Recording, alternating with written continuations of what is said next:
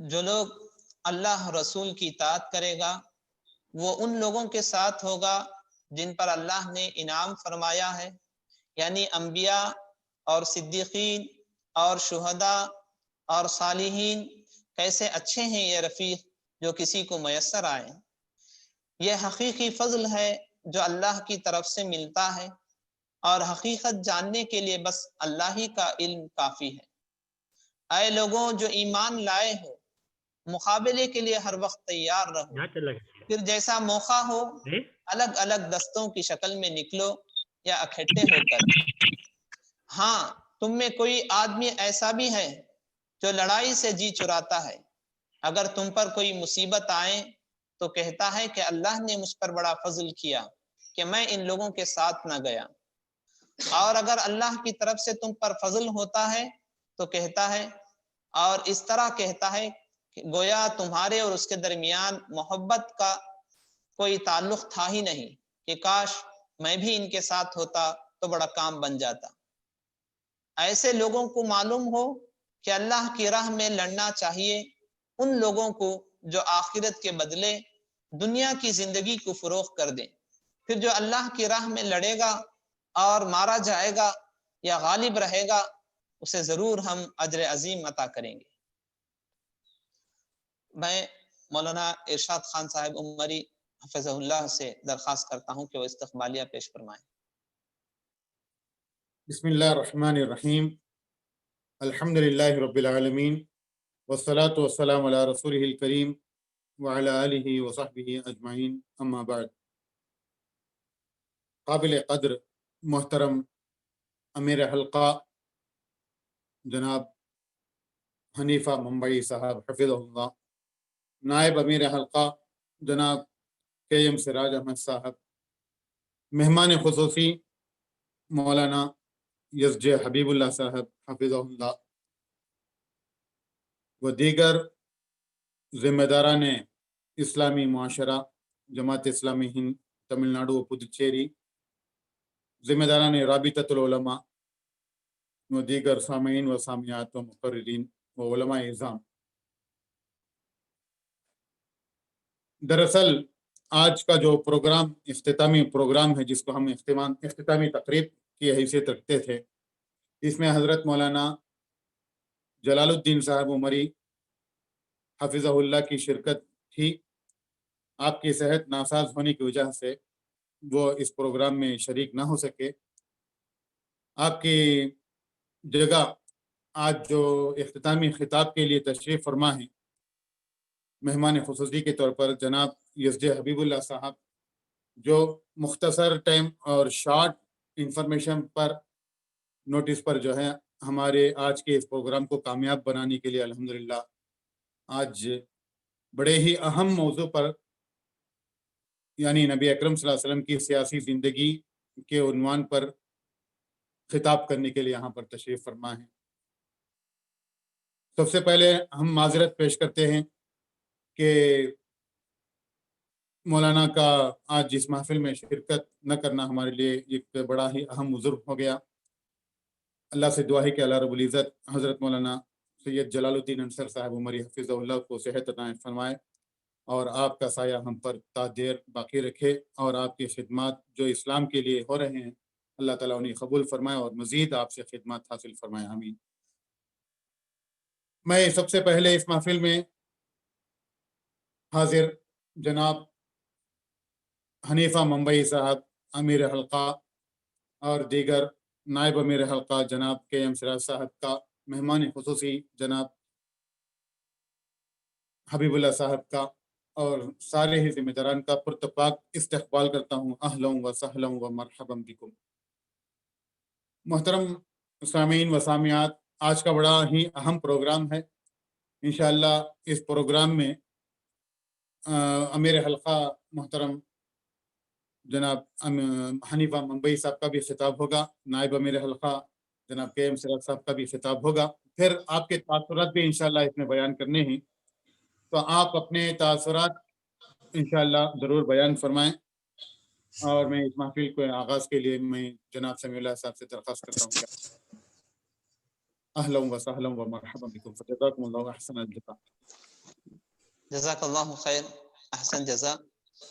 میں اب آج کے ہمارے خصوصی مہمان محترم جناب حبیب اللہ صاحب حفظہ اللہ سے درخواست کرتا ہوں کہ وہ اپنا خطاب کا آغاز فرمائیں۔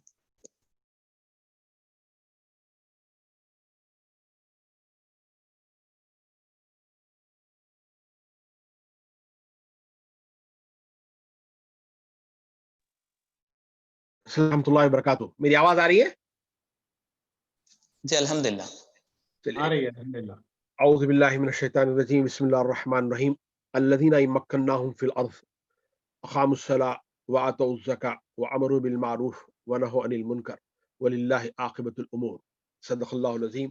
رب اشرح لی صدری ویسر لی امری واحلل عقدۃ من لسانی یفقہوا قولی۔ سورہ حج آیت نمبر 41۔ یہ وہ لوگ ہیں جنہیں اگر ہم زمین میں اقتدار بخشیں تو نماز قائم کریں گے، زکوٰۃ دیں گے، نیکی کا حکم دیں گے اور برائی سے منع کریں گے، اور تمام معاملات کا انجام کار اللہ کے ہاتھ میں ہے۔ بالکل اختصار کے ساتھ مضمون بہت وسعت رکھتا ہے، میں صرف اشارے کروں گا، بات کا آغاز ہو جائے گا انشاءاللہ، پھر کبھی اس پر تفصیلی گفتگو بھی ہو سکتی ہے۔ صرف آیت کے تعلق سے آپ دیکھیے گا، جن لوگوں کو زمین میں اقتدار بخشیں گے، اللہ نے یہ نہیں کہا کہ وہ زکوٰۃ اصول کریں گے، بلکہ اللہ نے فرمایا کہ وہ زکوٰۃ دیں گے۔ جو حکمران ہوگا وہ کیسا ہوگا اس کا ذکر ہے، اور پھر جو کام کرے وہ کیا کرے گا اس کا ذکر ہے۔ ایک ہی آیت میں اللہ نے دونوں چیزوں کو ایک ساتھ کمبائن کیا ہے۔ حکومت کی اہمیت اور دار اثر آج بالخصوص ہندوستان میں بہت زیادہ بڑھ گیا ہے، اور اس بات سے کوئی انکار کر ہی نہیں سکتا ہے۔ زندگی کی تمام ڈوریں اب حکومت کے ہاتھ میں جمع ہو گئی ہیں، چاہے وہ تعلیم و تربیت کا میدان ہو، صحافت ہو، الیکٹرانک پرنٹ میڈیا ہو، ہماری مساجدیں ہو، ہماری معیشت ہو، ہمارے اجتماعات ہو، اجتماعیات ہو۔ اب تو حکومت کا اثر و نفوذ اس حد تک بڑھ گیا ہے کہ وہ ہزاروں مصلحین اور مربئین کی برسوں کی محنت و کوشش پر ایک لمحے میں پانی پھیر سکتے ہیں۔ آج امت مسلمہ کے سامنے سیاست کا لفظ ایک متنازع لفظ بن گیا ہے۔ بعض حضرات نے جو مانتے ہیں سیاست کو، انہوں نے بھی خود اس میں ایک تفریق کر دی ہے، سیاست شرعیہ ہے، سیاست جاہلیہ ہے۔ بعض حضرات نے دین اور سیاست کو الگ ہی کر دیا ہے۔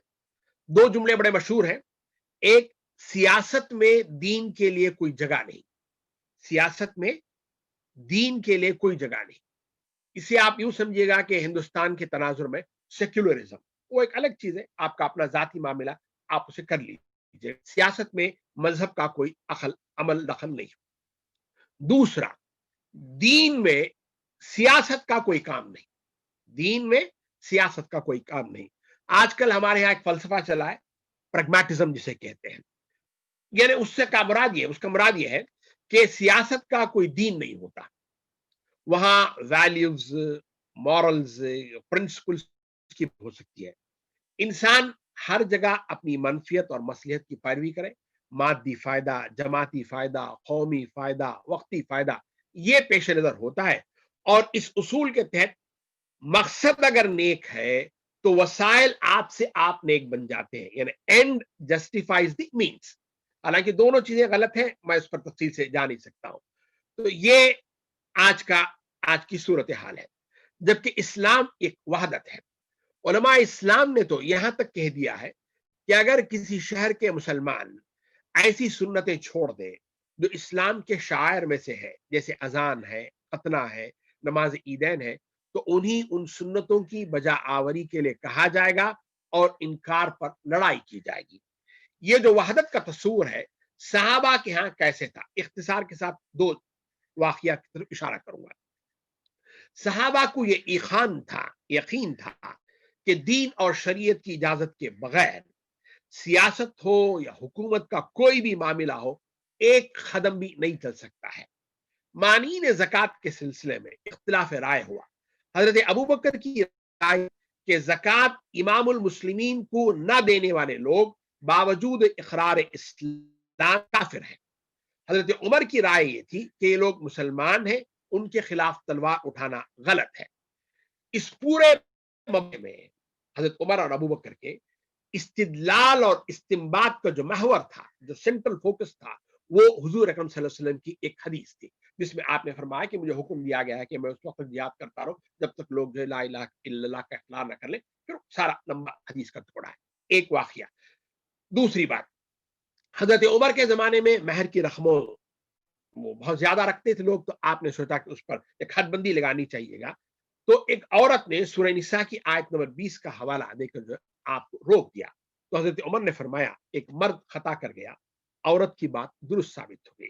ये दोनों वाकया, चाहे वो हजरत अबू बकर के वाकया हो या हजरत उमर का हो, ये ऐसा नहीं था कि उन्होंने ये कहा हो कि भाई हम जो है दुनिया के नज्म रुस्क की बात कर रहे हैं, मुआशरे की इस्लाह की बात कर रहे हैं और तुम चलिए कुरान की आयत पढ़ रहे, उसका ताल्लुक इससे क्या है? नहीं, ऐसा नहीं था वहां पे। चाहे वो मसला समाज का हो या हुकूमत का हो या नज्म नुस्ख का हो, वहां दीन और दीन के बगैर जो वो साथ नहीं चल सकता। ये सहाबा का तस्वुर था। एक और बुनियादी बात, इस्लाम में रियासत का तस्वुर क्या है? आप रियासत से मुराद जो है, आप चाहे उसे इमाम रख लें, खलीफा रख लें, इज्तिमाइयत रख लें, इसलिए कि इज्तिमाइयत की सबसे आला और बुलंद तरीन शक्ल जो है वो सियासत है। इज्तिमाइयत की बुनियादी इकाई खानदान और उसकी आला शक्ल सियासत है। तो इस्लाम में रियासत का तस्वुर क्या है? इस पर दो इशारे वाकयात की तरफ इशारा करता हूं। हुजूर अकरम सल्लल्लाहु अलैहि वसल्लम का विसाल हुआ है, अभी तजहीज और तकफीन नहीं हुई है। पता ये चला कि अंसार जो है सखीफा बिन सादा में साद बिन उबादा रज़ियल्लाहु ताला अन्हु के घर में जमा हो गए और वहां ये बात चल पड़ी है कि अब आपके बाद कौन जो है हमारा जिम्मेदार बनेगा। हजरत अबू बकर, हजरत उमर, उसके बाद हजरत अबू उबैदा, तीनों लोग गए और मामले को रफा दफा किया है।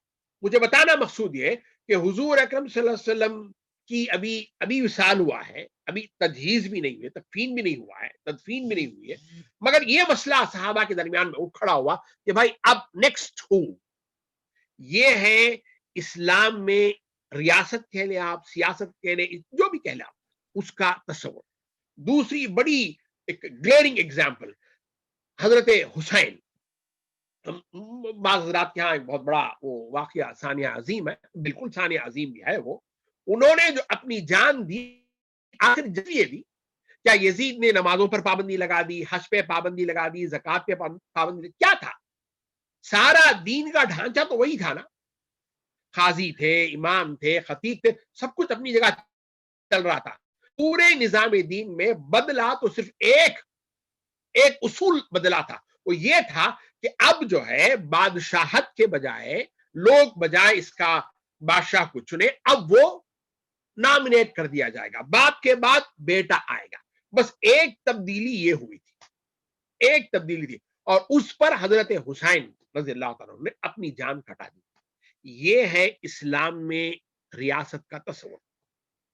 अच्छा, रियासत अगर बन गई तो उसमें इस्लाम का अमल दखल कितना होगा, ये भी बड़ा अहम सवाल है। उसके लिए सिर्फ एक आयत का हवाला आपको देता हूं मैं, सूरह हुजरात है, आयत नंबर 1 है, या अय्युहल्लज़ीना आमनू ला तुक़द्दिमू बैना यदैल्लाहि व रसूलिही वत्तक़ुल्लाह इन्नल्लाह समीउन अलीम। सूरह हुजरात आयत नंबर 1। ऐ लोगों जो ईमान लाए हो, अल्लाह और उसके रसूल के आगे पेश खदमी ना करो और अल्लाह से डरो, अल्लाह सब कुछ सुनने और जानने वाला है। ये वो आयत है जिसकी बुनियाद पर इस्लाम के सारे अहकाम बशमूल इज्तिमाइयत के, रियासत के, हुकूमत के, सब कुछ चलेंगे कि no law will be made repugnant to Quran and सुन्ना। The number 1 directive principle of Islamic constitution यही होगा, या जो भी कानून बनेगा वो अल्लाह और अल्लाह के रसूल की आरा के खिलाफ नहीं बनेगा। रियासत में इस्लाम का तस्वुर क्या है, उसका जिक्र मैंने आपके सामने रखा है। अच्छी बात है। ऐसा क्यों है? इसलिए है, अगर देखिएगा, अगर हम इस्लाम को सियासत से दूर कर देना तो वो कोई और दीन नसरानियत हो सकता है, बुद्धिज्म हो सकता है, मगर मोहम्मद सल्लल्लाहु अलैहि वसल्लम का लाया हुआ दीन हक हरगिज नहीं हो सकता है। इसका पहला सबब यह है कि इस्लाम पूरी जिंदगी का, निजाम हयात का, दायरे कार की रहनुमाई का दावेदार है, पूरी जिंदगी का। आप जरा गौर कर देखिएगा, मक्के में क्या था? सिर्फ कलिमा था, ला इलाहा इल्लल्लाह मुहम्मद रसूलुल्लाह, कलिमा था। मगर मक्के वालों को पता था कि ये सिर्फ एक कलिमा नहीं है, बल्कि इस कलिमे को मान लेंगे हम तो हमारी पूरी जिंदगी का ढांचा बदल जाएगा, बिलखुसूस सियासी ढांचा बदल जाएगा, हमारा इख्तिदार हमारी साथ हो जाएगी। अब हमको किसी और के ताबे बनकर जिंदगी गुजारना होगा, और ये उनको हजम नहीं होता था। वरना वो मोहम्मद सल्लल्लाहु अलैहि वसल्लम की सदाकत पर, अमानत पर उनको कभी भी उनके यहां कोई दो राय नहीं थी। पहली उनको समझ लग गया था कि कलिमा मुतालबा क्या करता है। दूसरी बात, कुरान मजीद में एक नहीं तीन मुकामात पर आयत रखी है, वल्लज़ी अरसल रसूलहु बिल हुदा व दीनिल हक़। वहां बात आखिरी में जब अल्लाह ने खत्म किए, वलौ करिहल काफिरून वलौ करिहल मुश्रिकून वकफा बिल्लाहि अज़ीमा। ये काफिरों को आखिर मसला क्या था, उनको कराहत किस बात पर हो रही थी? भाई आज भी आप देखिए अमेरिका में बड़ी बड़ी मसाजिद बन रहे हैं, बल्कि पोप रहता वहां भी एक मस्जिद बनी हुई है, और इसराइल जो हमारा अजली दुश्मन है वहां भी बड़ी बड़ी मसाजिदें बनी हुई है। सब कुछ तो हो रहा है ना। आप दरस कुरान कीजिए, खत्म बुखारी कीजिएगा, किसी को कोई मसला नहीं है। मसला कब होता है? जब आप ये बात करते हैं कि भाई ये अल्लाह की जमीन है और यहाँ अल्लाह के निजाम को नाफिज जारी सारी करना है। जब आप ये कहते हैं तब लोगों के पेटों में मरोड़े आने लगते हैं। तो ये इस्लाम तमाम जिंदगी की रहनुमाई का दावेदार है। दूसरा सबब कि हम इस्लाम को सियासत से अलग नहीं कर सकते। दूसरा सबब यह है कि हर मुसलमान का सियासी होना लाजिमी और जरूरी है, और उसकी बुनियादी वजह यह है कि अल्लाह ने इस उम्मत को बर्पा करने का वाहिद मकसद अमर बिल मारूफ और नहीं अनिल मुनकर। अमर का लफ्ज खुद बताता है कि आपके पास में इख्तिदार होना चाहिएगा, वरना आपकी कही हुई बात फतवा तो बन सकती है, कानून नहीं बन सकती है, और लोग सिर्फ फतवा पढ़कर छोड़ देते, कानून पर अमल करते हैं। ये बड़ी बुनियादी बात है जो मुझे और आपको समझने की जरूरत है। तिरमिजी, मुस्नद अहमद, अबू दाऊद, अल्लाह के रसूल सल्लल्लाहु अलैहि वसल्लम ने फरमाया अफजल तरीन जिहाद ये है कि जाबिर और जालिम सुल्तान के सामने हक बात कही जाए। मुस्तदर हाकिम की एक रिवायत में अगर वो कत्ल कर भी दिया जाए तो उसे शहादत फी सबीलिल्लाह में शुमार किया जाएगा। हनफी मसलक में आप देखते हैं दुआ खुनूत में हम पढ़ते हैं अल्लाहुम्मा इन्ना नशकुरुका वला नकफुरुका व नखलऊ व नतरुकु मन यफजुरुका, और जो तेरे तेई फिस्क फुजूर का इर्तिकाब करेगा हम उससे अलाहिदा और बेजार हो जाएंगे। बल्कि खुनूत नाजिला है ना, इसकी अरबी जबान में इसकी जमा जो नवाजिल आती है नुजूल से, और उलमा लुगत ने ये नाजिला का जो माना लिखा है कि मुराद इससे वो आजमाइशें और मुसीबतें जो उम्मत मुस्लिमा पर नाजिल होती है। और आपको पता है कि खुनूत नाजिला आखिरी रकात के रुकू में जाने के बाद जो है वो खड़े होकर जो नमाज में मांगा करते हैं। वो कब करते हैं? हमने भी किया ना, अभी इलेक्शन से पहले हमने भी किया। ये कब करते हैं? जब अहले इस्लाम पर कोई मुसीबत नाजिल होती है। मुझे बताना मकसूद ये है कि मुसलमान ऐन वस्ते नमाज में होते हुए भी बहर सियासत में होताजन कर रहा होता है। आप इस्लाम को सियासत से अलग नहीं कर सकते। एक और बात है, लफ्ज सियासत कुरान में नहीं आया है, बिल्कुल नहीं आया है, इसका कोई ये नहीं। लेकिन बहुत सारे अल्फाज है, फजीलत का लफ्ज ये कुरान में कभी नहीं आया, बल्कि जबकि पूरा कुरान जो है फजाल से भरा पड़ा हुआ है ना। हाँ, लफ्ज सियासत के बजाय अल्लाह ताला ने दूसरे मुतरादिफात इस्तेमाल किए हैं। मसल अल मुल्क इस्तेमाल किया है। सूरह निसा आयत नंबर 54 देखिएगा, सूरह यूसुफ आयत नंबर 101 देखिएगा। दूसरा लफ्ज जो आया वो तमकीन है, सूरह यूसुफ आयत नंबर 56, सूरह खसस आयत नंबर 5 और 6, सूरह हज आयत नंबर 41 जो मैंने आपके सामने तिलावत की है। एक और लफ्ज है इस्तिखलाफ फिल अर्ज, सूरह नूर आयत नंबर 55 में आया है। एक और लफ्ज है हुक्म का, ये सूरह मायदा आयत नंबर 49, 50 देखिए, सूरह निसा आयत नंबर 58 भी देखिएगा, बल्कि सूरह मायदा की आयत नंबर 44, 45, 47 वमन लम यहकुम बिमा अंज़लल्लाह फउलाइका हुमुल काफिरून फासिकून जालिमून, जो अल्लाह के नाजिल करदा अहकामात के मुताबिक फैसला नहीं करते वो काफिर हैं, वो फासिक हैं, वो जालिम हैं। अहादीस के जखीरे में हजरत अबू हुरैरा से मरवी एक मुत्तफक अलैह रिवायत है जिसमें सियासत का एक मुश्तक लफ्ज, उससे ड्राइव वर्ड वो अल्लाह के रसूल सल्लल्लाहु अलैहि वसल्लम इस्तेमाल किया है। बड़ी मशहूर मारूफ हदीस है, बनी इसराइल के अंबिया उनकी सियासत और निगहदाश्त करते थे। जब उनका कोई नबी वफात पा जाता था तो दूसरा नबी उसकी जगह ले लेता था। अब यकीनन मेरे बाद कोई नबी नहीं है और अनकरीब मेरे बाद खुलफा होंगे जो बहुत कसरत से होंगे। तो गोया ये सियासत और इस्लाम का ताल्लुक अल्लाह के रसूल ने भी खुद जो है, कुरान में सियासत का लफ्ज नहीं आया है, मगर कुरान मजीद में कई नमूने अल्लाह ताला ने मेरे आपके सामने रखे। सूरह निसा आयत नंबर 54 में हजरत इब्राहिम अलैहिस्सलाम उनकी औलाद के लिए अल्लाह फरमाते हैं, फ़क़द आतैना आला इब्राहिम अल किताब वल हिकमा व आतैनाहुम मुल्कन अज़ीमा। एक ही आयत में अल्लाह ने नबूवत, हिकमत और मुल्क, अजीम मुल्क का जिक्र एक ही आयत में किया और ये हमने दिया। गोया इनाम के तौर पर अल्लाह ने उसका जिक्र किया है। हजरत यूसुफ की दुआ आयत नंबर 101 में है। मैं वक्त की कमी की वजह से जो आयत को छोड़ रहा हूं। इसी तरह से हजरत तालूत का एक पूरा वाकया है जो सूरह बकरा आयत नंबर 247 से शुरू होता है, आप उसे भी देख लीजिएगा। हजरत सुलेमान अलैहिस्सलाम की दुआ, ऐसा मुल्क जो मेरे बाद कभी किसी को ना दिया जाए, सूरह 7 आयत नंबर 35 में आप देख सकते हैं, जो कि पैगंबर भी थे और हुक्मरान भी थे। जुल्करनैन का जिक्र आया, हजरत दाऊद अलैहिस्सलाम का जिक्र आया, हजरत मूसा अलैहिस्सलाम का जिक्र आप देखिए कुरान मजीद सूरह आराफ आयत नंबर 104 और 105 में यूं फरमाता है, फ़अरसिल मैया बनी इसराइल, आखिरी टुकड़ा है। दावत दी, दावत दीन फिरऔन को, और दूसरा मुतालबा ये कि फिर बनी इसराइल को तू मेरे साथ भेज दे। कुरान मजीद में एक नेक दिल मलिका का जिक्र आता है जो मलिका सबा पर, मुल्क सबा पर जो है वो हुक्मरान थी, शुराइयत पर मबनी हुकूमत थी। कुरान मजीद ने अच्छे अंदाज में जिक्र किया, सूरह नमल आयत नंबर 32 में है। इसके बिल मुकाबिल नमरूद है, फिरऔन है, इनका जिक्र कुरान मजीद ने किया। सूरह क़सस आयत नंबर 4 भी आप देख सकते हैं। कुछ ऐसे बादशाह भी कुरान मजीद में जिक्र हुआ है जिनकी ना तारीफ की गई ना मजम्मत की गई, जैसे अजीज मिस्र है। अच्छा, हालांकि फिर भी कुरान मजीद में बाद लोगों को इश्काल ये होता है कि लफ्ज सियासत नहीं आया है। अच्छा, रियासत में इस्लाम का तस्वुर, उसके लिए और मिसाल भी आप देखिए। नबी अकरम सल्लल्लाहु अलैहि वसल्लम के विसाल के बाद में हजरत अबू बकर खलीफा हुए और आपने अपना पहला खुतबा दिया और आपने खलीफतुर रसूल कहा। हजरत उमर ने अमीरुल मोमिनीन, वहां से जो है अमीरुल मोमिनीन का सिलसिला शुरू हुआ है, वरना हजरत अबू बकर अपने आप को खलीफतुर रसूल कहा करते थे। अब वही जाहिर बात है, कमांडर है, हाकिम है, हुक्मरान है, इमाम है, काजी, सब कुछ वही है।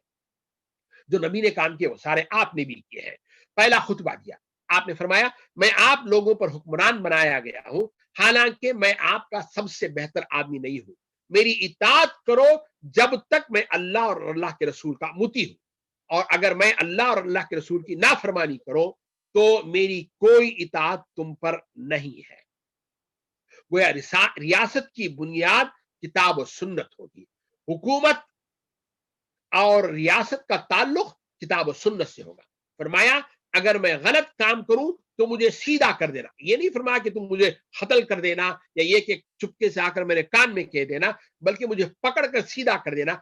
अवाम का ये हक है एहतिसाब का, ये इस्लाम ने अवाम को दिया है।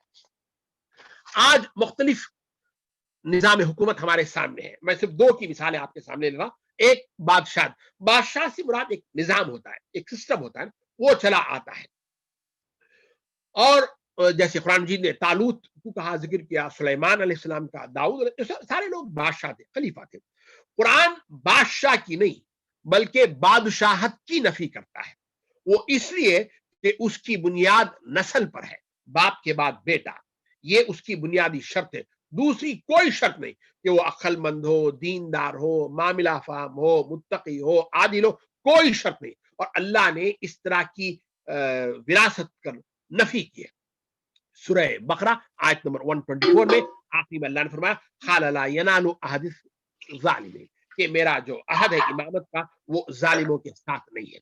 आप जरा देखिएगा, रसूल अकरम सल्लल्लाहु अलैहि वसल्लम जब जुदाई का वक्त आपका करीब आया है तो आपने किसी को मुतय्यन तौर पर नहीं कहा, मगर आपने इशारे किए कि मेरे बाद आपने अपने दौरे हयात ही में हजरत अबू बकर को इमामत के लिए आगे बढ़वा दिया। बाद में इसी को दलील के तौर पर हजरत उमर ने इस्तेमाल किया कि जब रसूल अकरम सल्लल्लाहु अलैहि वसल्लम ने अपनी हयात मुस्तआर में हमारा दीन जब आपके हाथ में दिया है तो हम अपनी दुनिया को भी आपके हाथ में दे रहे हैं, हमें कोई तरद्दुद नहीं है, तो आपको जो है खलीफा बना लिया गया था।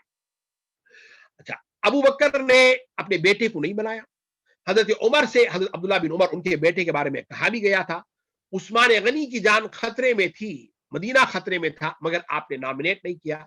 हजरत अली पर खातिलाना हमला हुआ, लोगों ने कहा कि आप किसी बेटे का नाम ले, आपने फरमाया कि मेरे बाद चाहो है اسے اپنا نظام اس کے ہاتھ میں جو ہے تمہیں منتخب کر لینا. تو ملوکیت کی بنیاد نسل پر ہے اور نسل کی بنیاد پر عدل قائم ہو نہیں سکتا ہے. دوسرا جو بڑا مشہور و معروف نظام ہے وہ ہے جمہوریت کا، جو آج بھی چل رہا ہے. یہاں غالب اکثریت جو ہے وہ اس کا نظام چلاتی ہے. اس کی بنیادی خرابی یہ ہے کہ غالب اکثریت ضروری نہیں کہ وہ ہر بار وہ صحیح فیصلہ کرے. لوگوں کا اپنا تجربہ، اپنا علم محدود ہوتا ہے، اس کی بنیاد پر جو وہ فیصلے کرتے. اور قرآن مجید نے اس کی بھی نفی کی ہے ایک بنیاد پر، اور وہ سورہ انعام آیت نمبر 116 ہے. اللہ فرماتے ہیں کہ ضروری نہیں کہ اگر تم اے نبی، اگر تم ان لوگوں کی اکثریت کے کہنے کے مطابق چلو جو زمین میں بستے ہیں، تو تمہیں اللہ کے راستے میں جو بھٹکا دے گے. وہ محض پر چلتے ہیں، قیاس آرائیاں کرتے ہیں. مولانا مودود علیہ الرحمہ نے ان دونوں کو ملا کر ایک نیا لفظ قائم کیا تھا، وہ تھیوکریسی کا لفظ تھا. ایک تو پاپائیت تھی، دوسرا بادشاہ تھی. ان دونوں کو ملا کر جو ہے آپ نے جو تھیوکریسی کا لفظ استعمال کیا، بڑا خوبصورت لفظ ہے. مولانا مودود نے اپنی کتاب میں اس کی تفہیم بھی کی ہے. ہاں، یہ جو جمہوریت ہے اس سے ملتا جلتا ایک بڑا اہم اصول جو قرآن مجید کے بالکل قریب ہے، وہ ہے شورائیت کا. وَأَمْرُهُمْ شُورَىٰ بَيْنَهُمْ. آپ ذرا غور کر دیکھیے گا، اسلام میں یہ شورائیت کا دائرہ وسیع سے وسیع تر ہوتا چلا گیا ہے. حضرت ابو بکر رضی اللہ تعالیٰ عنہ نے اپنے وصال کے وقت میں حضرت عمر رضی اللہ تعالیٰ عنہ کو نامینیٹ کیا تھا، اور لوگوں نے اسے مان بھی لیا تھا، کسی نے اس کا انکار نہیں کیا. حضرت عمر کا جب وقت آیا تو آپ نے کسی کو نامینیٹ نہیں کیا، بلکہ آپ نے کمیٹی بنا دی، اور اس کمیٹی نے سب سے مشورہ کیا، یہاں تک کہ عورتوں سے بھی مشورہ کیا گیا. گویا دائرے کا جو ہے یہ مشورے کا جو وہ بڑھتا چلا گیا ہے. آج کے مسلمانوں کی قیادت وہ کیسی ہے اس کا صرف میں اشارہ کر رہا ہوں. سورہ بقرہ آیت نمبر 246 سے طالوت اور جالوت کیا پڑھ لیجئے گا، اور اس واقعے کو رکھ کر آج کے ہمارے سیاستدانوں کا کیا حال ہے ذرا موازنہ کرتے جائیے گا. وقت نہیں ہے ورنہ میں اس پر بھی آپ سے بات کرتا. اب آئیے گا نفس مضمون پر. نفس مضمون یہ ہے کہ حضور اکرم صلی اللہ علیہ وسلم کی سیاسی زندگی اللہ کو بھی پتا تھا، اور حضور اکرم صلی اللہ علیہ وسلم اول دن سے اس بات کا یقین تھا کہ یہ دین مغلوب ہونے کے لیے نہیں آیا ہے، بلکہ یہ غالب ہونے کے لیے آیا ہے. اسلامی انقلاب آئے گا، اللہ کا نظام حکومت جو ہے، نظام حیات جو ہے، وہ غالب ہو کر رہے گا. مگر پورے مکے میں اس طرح کا آپ کو کوئی حکم نہیں ملے گا، واضح حکم، بلکہ آپ کو اشارے ملیں گے. آپ ذرا غور کر دیکھیے گا. سب سے پہلی بات جو مکی دور میں آپ کے پاس کلیئر تھی، جو میں نے آپ کے سامنے کہا، وہ یہ تھا کہ حضور اکرم صلی اللہ علیہ وسلم کا ویژن جو ہے وہ بڑا کلیئر تھا کہ آگے چل کر کیا ہوگا. خبر کا واقعہ آپ سنتے رہتے کہ ایک عورت سنا یمن سے نکلے گی، حضر موت تک آئے گی، یا وہاں سے نکلے گی مدینہ آئے گی، اور وہ سونا اچھالتے ہوئے آئے گی. راستے میں اسے راہزنوں جانوروں کے خوف کے علاوہ کوئی اور خوف نہیں ہوگا.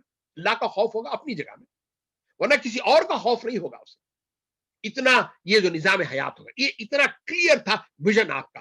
اور بدقسمتی یہ ہے کہ آج کے زمانے میں مسلمانوں کے پاس ایک اجتماعی ویژن بھی ختم ہو گیا، جسے قرآن مجید نے بالکل سورہ بقرہ آیت نمبر 143 میں شہادت علی الناس کا ذکر کیا، وہ بھی ختم ہو گیا. اور سیاسی ویژن تو ہمارے پاس میں سرے سے ہے. ابو طالب اللہ نے ان کو زندہ رکھا. کیوں زندہ رکھا؟ وہ کیا قسم کی مدد کرتے تھے؟ آپ کو سیاسی حمایت تھی نا. آپ طائف کیوں گئے؟ یمن کیوں نہیں گئے؟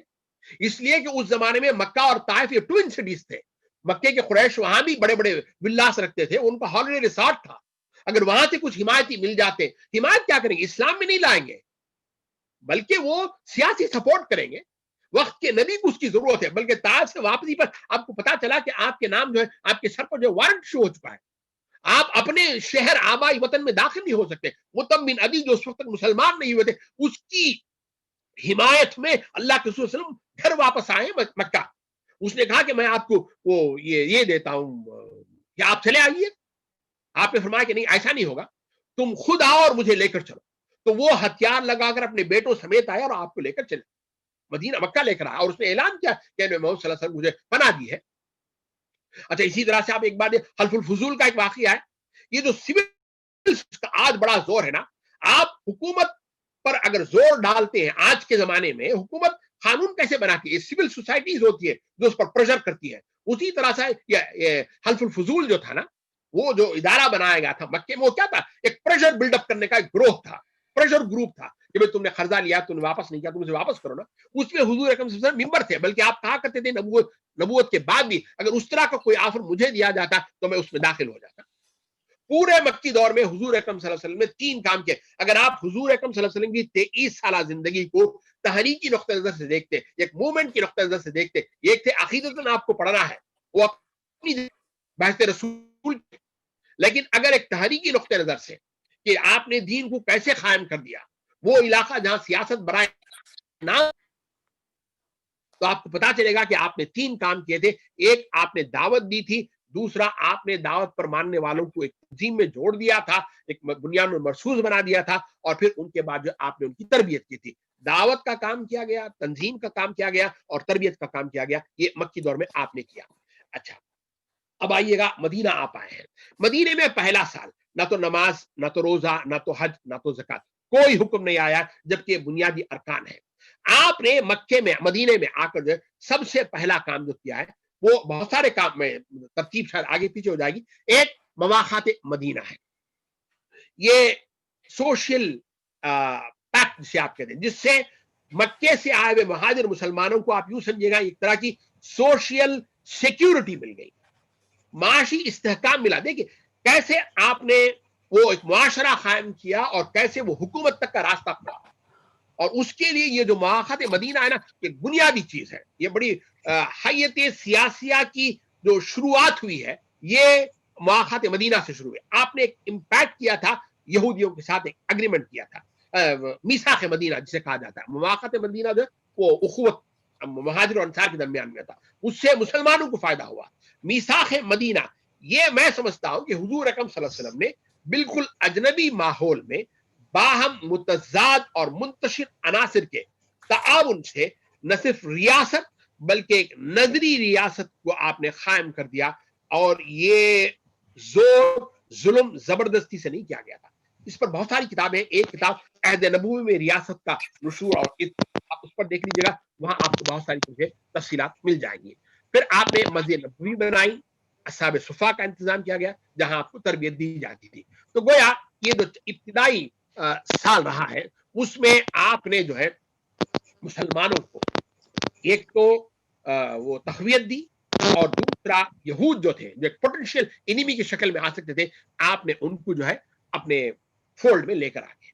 ये नहीं कि वो आपके दीन को मान लिए, नहीं, ऐसा नहीं था, बल्कि उसकी शिकें जो है, बहुत सारी शिकें, वक्त नहीं है, आप जानते हैं वो क्या हुआ था। अच्छा, उसके बाद दूसरा काम आपने क्या किया? दूसरा काम आपने ये किया कि जो तिजारती शाहरा थी उस पर आपने पहरे बिठा दिए। हमला नहीं हुआ, सिर्फ पहरे बिठा दिए, यानी दिस लाइन इज, और मक्के के लिए जो है तिजारत ही जो उनका ब्लड लाइन था, तो गोया आपने उनकी रगे जान पर आपने हाथ रख दिया कि अब ये रास्ता हमारे हाथ में है। माश पर हाथ रखने की वाली बात थी। ये दूसरा काम आपने किया।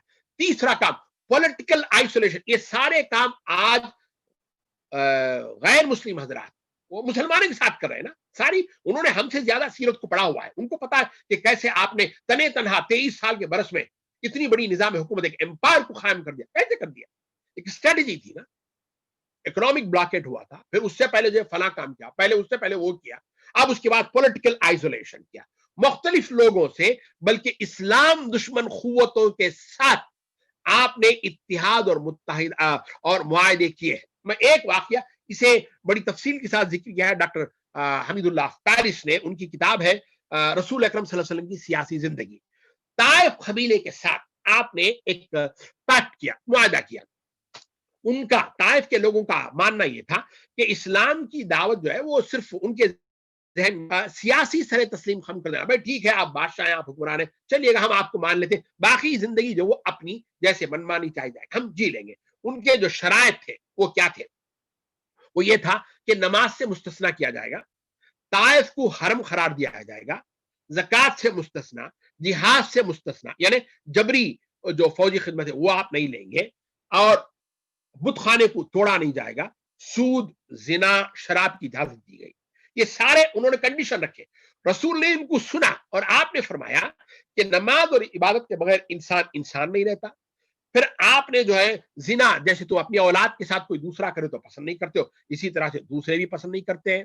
फिर आपने जो है, बल्कि एक रिवायत के मुताबिक जो है ताइफ को आपने हरम करार दिया और खिलाफ वर्जी पर जो है सजा दी, और एक रिवायत के मुताबिक सालाना ज़कात और जिहाद से मुस्तस्ना किया गया। बाद में वो और बात है कि ज़कात भी देने लग गए। سود کے متعلق بھی کچھ وقفے کے لیے جو اسے ان کو مہلت دی گئی تھی. تو اس طرح سے آپ نے ان سے معاہدہ کیا. مجھے بتانا مقصود یہ کہ آج کی ٹرمنالوجی میں اگر آپ سے بولنا چاہیں گے تو یہ ہے براڈ بیسڈ پولیٹیکل اسٹریٹجی. آپ نے یہ کام کیا, براڈ بیسڈ پولیٹیکل اسٹریٹجی. دین ان کا اسلام نہیں تھا, صرف کچھ اصول تھے جسے آپ ہمارے ہاں جب متحدہ حکومتیں بنتے منیمم وہ کیا کہتے ہیں آپ, کامن پروگرام, کہ سارے اس پر تو متفق ہے نا, اس طرح کا آپ نے کام کیا. دشمن کی تعداد اور قوت کو کم کرنا یہ آپ کے پیش نظر ہوتا تھا. دوستوں کی تعداد کو بڑھایا جائے. یہ اور بات ہے کہ آج ہم صرف فتوا دے کر سب کو خارج کر دیتے ہیں دین سے, اور یقین مانیے گا مسلمان ہندوستان میں صرف اپنی بنیاد پر حکومت حاصل کر لیں یہ ناممکنات میں سے, اللہ یہ کہ اللہ چاہے تو اور بات ہے, ورنہ زمینی حقائق یہ ہے. اس لیے کہ ہم مائنارٹی میں ہیں, صرف آپ کے ووٹ 40 سیٹیں آ سکتی ہیں, 50 سیٹیں آ سکتی ہیں پورے ملک عزیز میں. جب تک یہ براڈ بیسڈ پولیٹیکل اسٹریٹجی میں اور آپ نہیں اپنائیں گے نا, ہندوستان میں ہندوؤں نے کیا نا بھائی, بدھزم کو کہتے ہیں کہ وہ بھی ہندوازم میں ہے, جینزم کہتے ہیں وہ بھی ہندوازم میں, ہر دن کسی نہ کسی کا تہوار مناتے رہتے, ساروں کو انہوں نے ہضم کر لیا اپنے اندر. ایک براڈ بیسڈ پولیٹیکل اسٹریٹجی جو وہ لے کر آتے ہیں. اچھا, کفار مکہ کے جو الائنس تھے آپ نے ان کے ساتھ بھی مذاکرے کیے, اور بعض جزوی باتوں پر آپ نے ان کے ساتھ جو ہے معاہدہ کیا تاکہ دشمن کی طاقت جو ہے کمزور پڑے. غزوہ خندق میں بنو غطفان جو مکے سے آئے تھے, آپ نے ان سے بات کی کہ بھئی ہم مدینے کی پیداوار کا ایک تیا حصہ آپ کو دے دیں گے, آپ جو ہے ساتھ چھوڑ کر چلے جائیے گا. اور پھر ایک آدمی بندہ مسلمان ہوا تھا, آپ نے اسے کیسے استعمال کیا, سارے کا سارا میں صرف اشارے کر رہا ہوں. میں گویا آپ نے مواقعوں کو استعمال کیا, اور مکے والوں نے بھی اسی وقت انہوں نے بھی کوشش کی کہ یہود کو جو ہے وہ ورغلا جائے, کہ جو ہے وہ بغاوت کر جائے. دشمنوں کے اندر اپنے حمایتی پیدا کر لینا یہ بھی حضور اکرم صلی اللہ علیہ وسلم کا ایک کام تھا. غزوہ خندق کے لیے جیسے ہی لشکر منہ ہوا ہے نا, آپ کو اطلاع مل گئی, آپ نے فوراً شورا طلب کر لی اور خندق کھودنا شروع. ایسا نہیں ہوا کہ دشمن سر پر آ کر عین سر پر کھڑا ہوا ہے تب آپ جلدی جلدی اٹھ رہے ہیں, بھائی تلوار کی طرح نیزہ اٹھاؤ, گھوڑا تیار کرو. نہیں, آپ پہلے سے تیار تھے. دشمن آیا تو حیران ہو گیا. اپنے دشمنوں کے اندر اپنے حمایتی پیدا کر لینا. یمامہ جو کہ کفار کے لیے وہ غلہ کی منڈی تھی, تمام مثال جو ان کے سردار تھے وہ جب اسلام میں آئے تو انہوں نے کہا کہ میں غلہ بن گیا, ہم غلہ نہیں دیں گے. پریکٹس تھی نا. بعد میں حضور نے فرمایا کہ نہیں صاحب ان کو غلہ دو. مکے میں قحط پڑا, آپ نے ان کی مدد کی, غیر مسلموں کو آپ نے بھیجا. یہ سارا کیوں کر رہے ہیں؟ تاکہ ان کے دلوں کے اندر جو وہ نرمی پیدا ہو جائے اور لوگ جو ہے مسلمانوں کی حمایتی بننے شروع ہو جائے.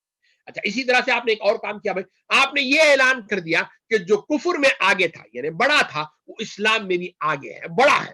حالانکہ وہ ابھی اسلام میں آیا ہے. اب میں اور آپ ہوتے تو ہم کہتے کہ وہ کیا سمجھے گا اسلام کو, ہم 15 سال سے ہم نے بڑی قربانیاں دی, ہم نے نعرے لگائے, ہم جیل گئے, عہدہ تو ہمیں ملنا چاہیے تھا, یہ ابھی بھی آیا اور آپ نے اسے دے دیا عہدہ. ایسا آپ نے نہیں کیا تھا. حالانکہ اور بات ہے کہ بعد میں ان کو خود احساس ہوتا ہے کہ یہ مصنوعی عزت ہے, اس کی کوئی ضرورت نہیں, اصل جو چیز ہے وہ خدمت خلق ہے اور رضا الہی ہے. خالد بن ولید آئے ہیں غزوہ احد تک دشمن, بلکہ صلح حدیبیہ میں بھی دشمنی کی ہے, مگر آئے ہیں تو آپ نے سیف اللہ بنا دیا. یہ نہیں کہ 10-15 سال ذرا رگڑا دو پھر بعد میں ہم اسے عہدہ دیں گے. عمر کے لیے دعا کر رہے ہیں. حالانکہ بنیادی اصول یہ کہ بندہ اسلام میں آ کر بندے کو عزت ملتی ہے, مگر کچھ بندے ایسے بھی ہوتے جن کے آنے سے اسلام کو عزت اور تقویت ملتی ہے. اس میں حضرت عمر کا ایک نام نمایاں نام ہے, اور اس کے لیے اللہ کے رسول صلی اللہ علیہ وسلم دعا کر رہے ہیں. وہاں کوئی تربیتی سیشن نہیں تھے, چلا تھا نہ تو چلا تھا نہ تو وہ کیا حلقے اعتکاف کرو, کچھ بھی نہیں تھا. یہ کام آپ نے اور بھی کیا ہے, تالیف قلب کا کام. ابو سفیان اسلام میں آئے, آپ نے یہ نہیں فرمایا کہ یہ مجبوری کا اسلام ہے, تم اب مجبوری کی وجہ سے اسلام میں آ رہے ہو, بلکہ آپ یہ کہ آپ کے پاس کوئی آپشن نہیں تھا, بلکہ آپ نے اعلان کروا دیا کہ اب ابو سفیان کا گھر بھی دارالامن ہے. فتح مکہ کے وقت میں جو اس گھر میں داخل ہو گیا وہ امن پا گیا. آپ نے ایک اور بہت اہم کام کیا جسے آج بھی سمجھنے کی ضرورت ہے, وہ یہ ہے کہ آپ نے بیک وقت, دو بڑے دشمن تھے نا, ایک یہود تھا ایک مکے والے تھے, آپ نے بیک وقت دونوں سے کبھی جنگ نہیں کی. آپ ذرا غور کر کے دیکھیے, سیرت آپ پڑھ کر دیکھیے. آپ مدینہ آئے, جب تک مکے میں تھے ایک دشمن تھا مکے والا کفار, وہ آپ کو ستاتے تھے. اب آپ مدینہ آئے, مدینہ آتے آپ نے پہلا کام جو ہے یہود سے دوستی کر لی تاکہ آپس میں لڑائی نہ ہو, اور اس کے درمیان میں آپ تنہا کفار سے لڑتے رہے. میثاق مدینہ میں ایک شخص تھی, جب مدینے پر حملہ ہوگا تو سارے دفاع کریں گے, جب مدینے کے باہر جا کر لڑنا ہوگا تو خود مسلمان لڑیں گے, اور ظاہر بات ہے بدر جو ہوئی, احد ہوئی, وہ سب باہر جا کر لڑے, ہم مدینے سے دور جا کر لڑے, باہر جا کر لڑے, تو یہود نے ساتھ نہیں دیا, آپ تنے تنا جو کفار سے لڑتے رہے.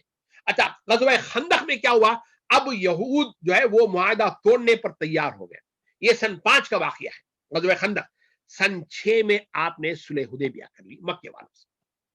ایک دشمن جب دشمنی پر اترتا نظر آتا ہے تو آپ نے فوراً دوسرے دشمن سے جو وہ دوستی کری. یہ حضور اکرم کی سیاسی بصیرت تھی. یہ ہوا سن 6 میں ہوا. سن 5 خندق, سن 6 صلح حدیبیہ. اور صلح حدیبیہ آپ کو یہ خود اپنا ایک مضمون ہے, اس پر بات ہو سکتی ہے. اللہ نے اسے جنگ ہوئی نہیں, اللہ نے اسے فتح مبین کا کھلی فتح فرمایا. وہ کن معنی میں یہ آپ جانتے ہیں. اچھا سن 6 میں یہ ہوا. سن 7 میں خیبر فتح. آپ دیکھیں حضور صلی اللہ علیہ وسلم کی اسٹریٹجی کیسی ہے. اگر حضور اکرم صلی اللہ علیہ وسلم پہلے خیبر پر حملہ کر دیتے, مدینہ درمیان میں ہے نا, تو مکے والا کیا کرتا, آپ ادھر سے خیبر پر نکلتے, مکے والا سیدھا مدینے پر حملہ کر دیتا. اب آپ نے کیا کیا, مکے والوں سے صلح حدیبیہ کر کے ان کے ہاتھ باندھ دیے. اب وہ خیبر والوں کی مدد کرنے سے رہے, تو آپ نے خیبر پر حملہ کیا اور خیبر کو فتح کیا. سن 7 میں خیبر فتح ہوا. جب وہاں سے آپ فتح سے واپس ہوئے, سن 8 میں جو آپ نے فتح مکہ کر دیا. اور پھر اس کے 2-2.5 سال کے بعد میں 1.5 لاکھ کا مجمع حجۃ الوداع میں آ گیا. گویا یہ آپ کیوں سمجھیے گا, پتہ نہیں میں سمجھا پایا کہ نہیں پایا. خندق ہوئی ہے, پھر صلح حدیبیہ ہوئے, پھر خیبر ہوئی ہے, پھر اس کے بعد فتح مکہ ہوا ہے. ایک سیکوینس کے ساتھ آپ نے جو دشمنوں کو ٹیکل کیا ہے. بیک وقت سارے محاذ آپ نے کھول نہیں لیے ہیں.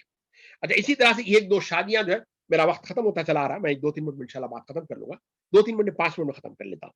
1-2 شادیاں بھی جو ہے آپ نے سیاسی مقصد کے تحت کی. ام حبیبہ امہات المومنین میں سے ہیں یہ, پھر حضرت جویریہ ہیں, پھر حضرت ماریہ قبطیہ ہیں, حضرت صفیہ, یہ سارے کا سارا جو ان کا بھی تھوڑا کہیں نہ کہیں جو آپ کو پولیٹیکل بیک گراؤنڈ ہے وہ آپ کو مل جائے گا. اچھا ایک ماہر مطلب یہ امین حسن اصلاحی سب کا ایک مضمون ہے, حضور اکرم صلی اللہ علیہ وسلم بطور ماہر سیاست دان مدبر کے, اس میں آپ وہاں بھی بہت ساری چیزیں آپ دیکھ سکتے ہیں. میں نے اس کتاب کا کوئی مواد آپ کے سامنے نہیں رکھا ہے, وہ بھی آپ پڑھنے کی چیز ہے. لیکن حضور اکرم صلی اللہ علیہ وسلم کا ایک خائف, ایک سیاسی بصیرت آپ دیکھیں کیسے تھی. صلح حدیبیہ میں آپ نے دب کر صلح کی ہے. جو شقیں تھی وہ مسلمانوں کے خلاف جا رہی تھی, مگر آپ نے سائن کیا, مان لیا اسے. اچھا اس کے فور 1-2 سال بعد جب وہ مکے والوں کے حلیف نے جو حملہ کر دیا ہے, تو ابو سفیان کو پتا چل گیا کہ بھئی یہ تو بڑا مسئلہ گمبھیر ہو جائے گا نا. تو وہ خود چل کر مدینہ آئے ہیں, اپنی بیٹی کے گھر گئے, پھر ابو بکر کے پاس گئے, پھر حضرت علی کے پاس گئے, پھر حضور کے پاس آئے. آپ نے صلح کی تجدید نہیں کی, دب کر ایک وقت کیا. اب وہ وقت آ گیا ہے کہ اب دب کر بات کرنے کی ضرورت نہیں ہے, اب آپ نے یہ ایسا کیوں ہوا نا, یہ ڈفرنٹ سمجھنے کے لیے سیاسی بصیرت چاہیے گا. حضور اکرم صلی اللہ علیہ وسلم کی زندگی میں مجھے آپ کو پتا چلے گا, یہ خائف کو فیصلہ کرنا ہوگا. اچھا آپ کا سیاسی بصیرت کا ایک اور نمونہ دیکھیے گا. دشمن کی قوت کا اندازہ آپ کو کتنا تھا خالد کا, یہ آپ کا منصوبہ بندی آپ کہہ لیجئے گا. خندق کے فوراً بعد آپ نے اعلان کروا دیا کہ یہ آخری موقع ہے جب مکے والے حملہ کر رہے ہیں تم پر, اس کے بعد تم حملہ کرو. یہ ہے ایک فار سائٹڈ ویژن اور دشمن کی قوت کا اندازہ, گراؤنڈ اندازہ حضور اکرم صلی اللہ علیہ وسلم کا. اور بھی بہت ساری باتیں کہیں جا سکتے ہیں. حضور اکرم صلی اللہ علیہ وسلم کی خارجہ پالیسی آپ دیکھ لیجئے گا. میں ایک مثال رکھ رہا ہوں آپ کے سامنے. مسلمان اقلیت میں ہے مکے میں, ایک اسٹیٹ ود ان اسٹیٹ والی بات وہاں پیدا ہو رہی ہے, ظلم زیادہ ہو رہا ہے, تو آپ نے حبشہ کی طرف اس کی اجازت دے دی. مسلمان جو ہے پہلا قافلہ گیا 12 مرد تھے اور 4 عورتیں تھیں, پھر دوسرا قافلہ گیا 83 مرد تھے اور 18 عورتیں تھیں. قریش نے سفارت کے لیے حضرت عمر بن عاص, عبداللہ بن ربیعہ کو بھیجا ہے, وہ تحفے لے کر گئے. بعد میں لوگ بھی اسلام میں آئے ہیں, اور مسلمان کی طرف سے جعفر بن ابی طالب رضی اللہ عنہ نے بات کی. مکی زندگی میں ایک غیر ملک میں خارجہ تعلق کا ایک اہم ترین واقعہ ہے. بات کیسے کی جائے, تعلقات کو کیسے استعمال کیا جائے, وہ آپ کو جو ہے یہاں ملے گا حبشہ کی اس سرزمین میں. اسی طرح سے آپ کا خارجہ پالیسی میں सफीरों का भेजना, अहद नबूवत में 42 सफीरों की खिदमत का जो है वो पता चलता है। आपके दावती खुतूत 100 के करीब जो है खुतूत मिलते हैं, और खुद आप सफीरों का पास और लिहाज करते थे। ये सारी आपकी एक्सटर्नल फॉरेन अफेयर्स पॉलिसीज आपके थे, खारिजा पॉलिसी। मुसलमा कज़्ज़ाब के सफीरों के साथ भी आपने जो है बुरा सलूक नहीं किया। नजरान के वफद के साथ, कबीला बनु सकीफ के साथ, सारे का सारा जो है आपके सामने जो है मजमून खुला हुआ है। हजरात मोहतरम, एक छोटा सा किताबचा है, हिंदुस्तानी मुसलमान चैलेंज, इम्कानात और लाए अमल। अमीर जमात सैयद सादतुल्लाह हुसैन हफिजुल्लाह ने उसे लिखा है।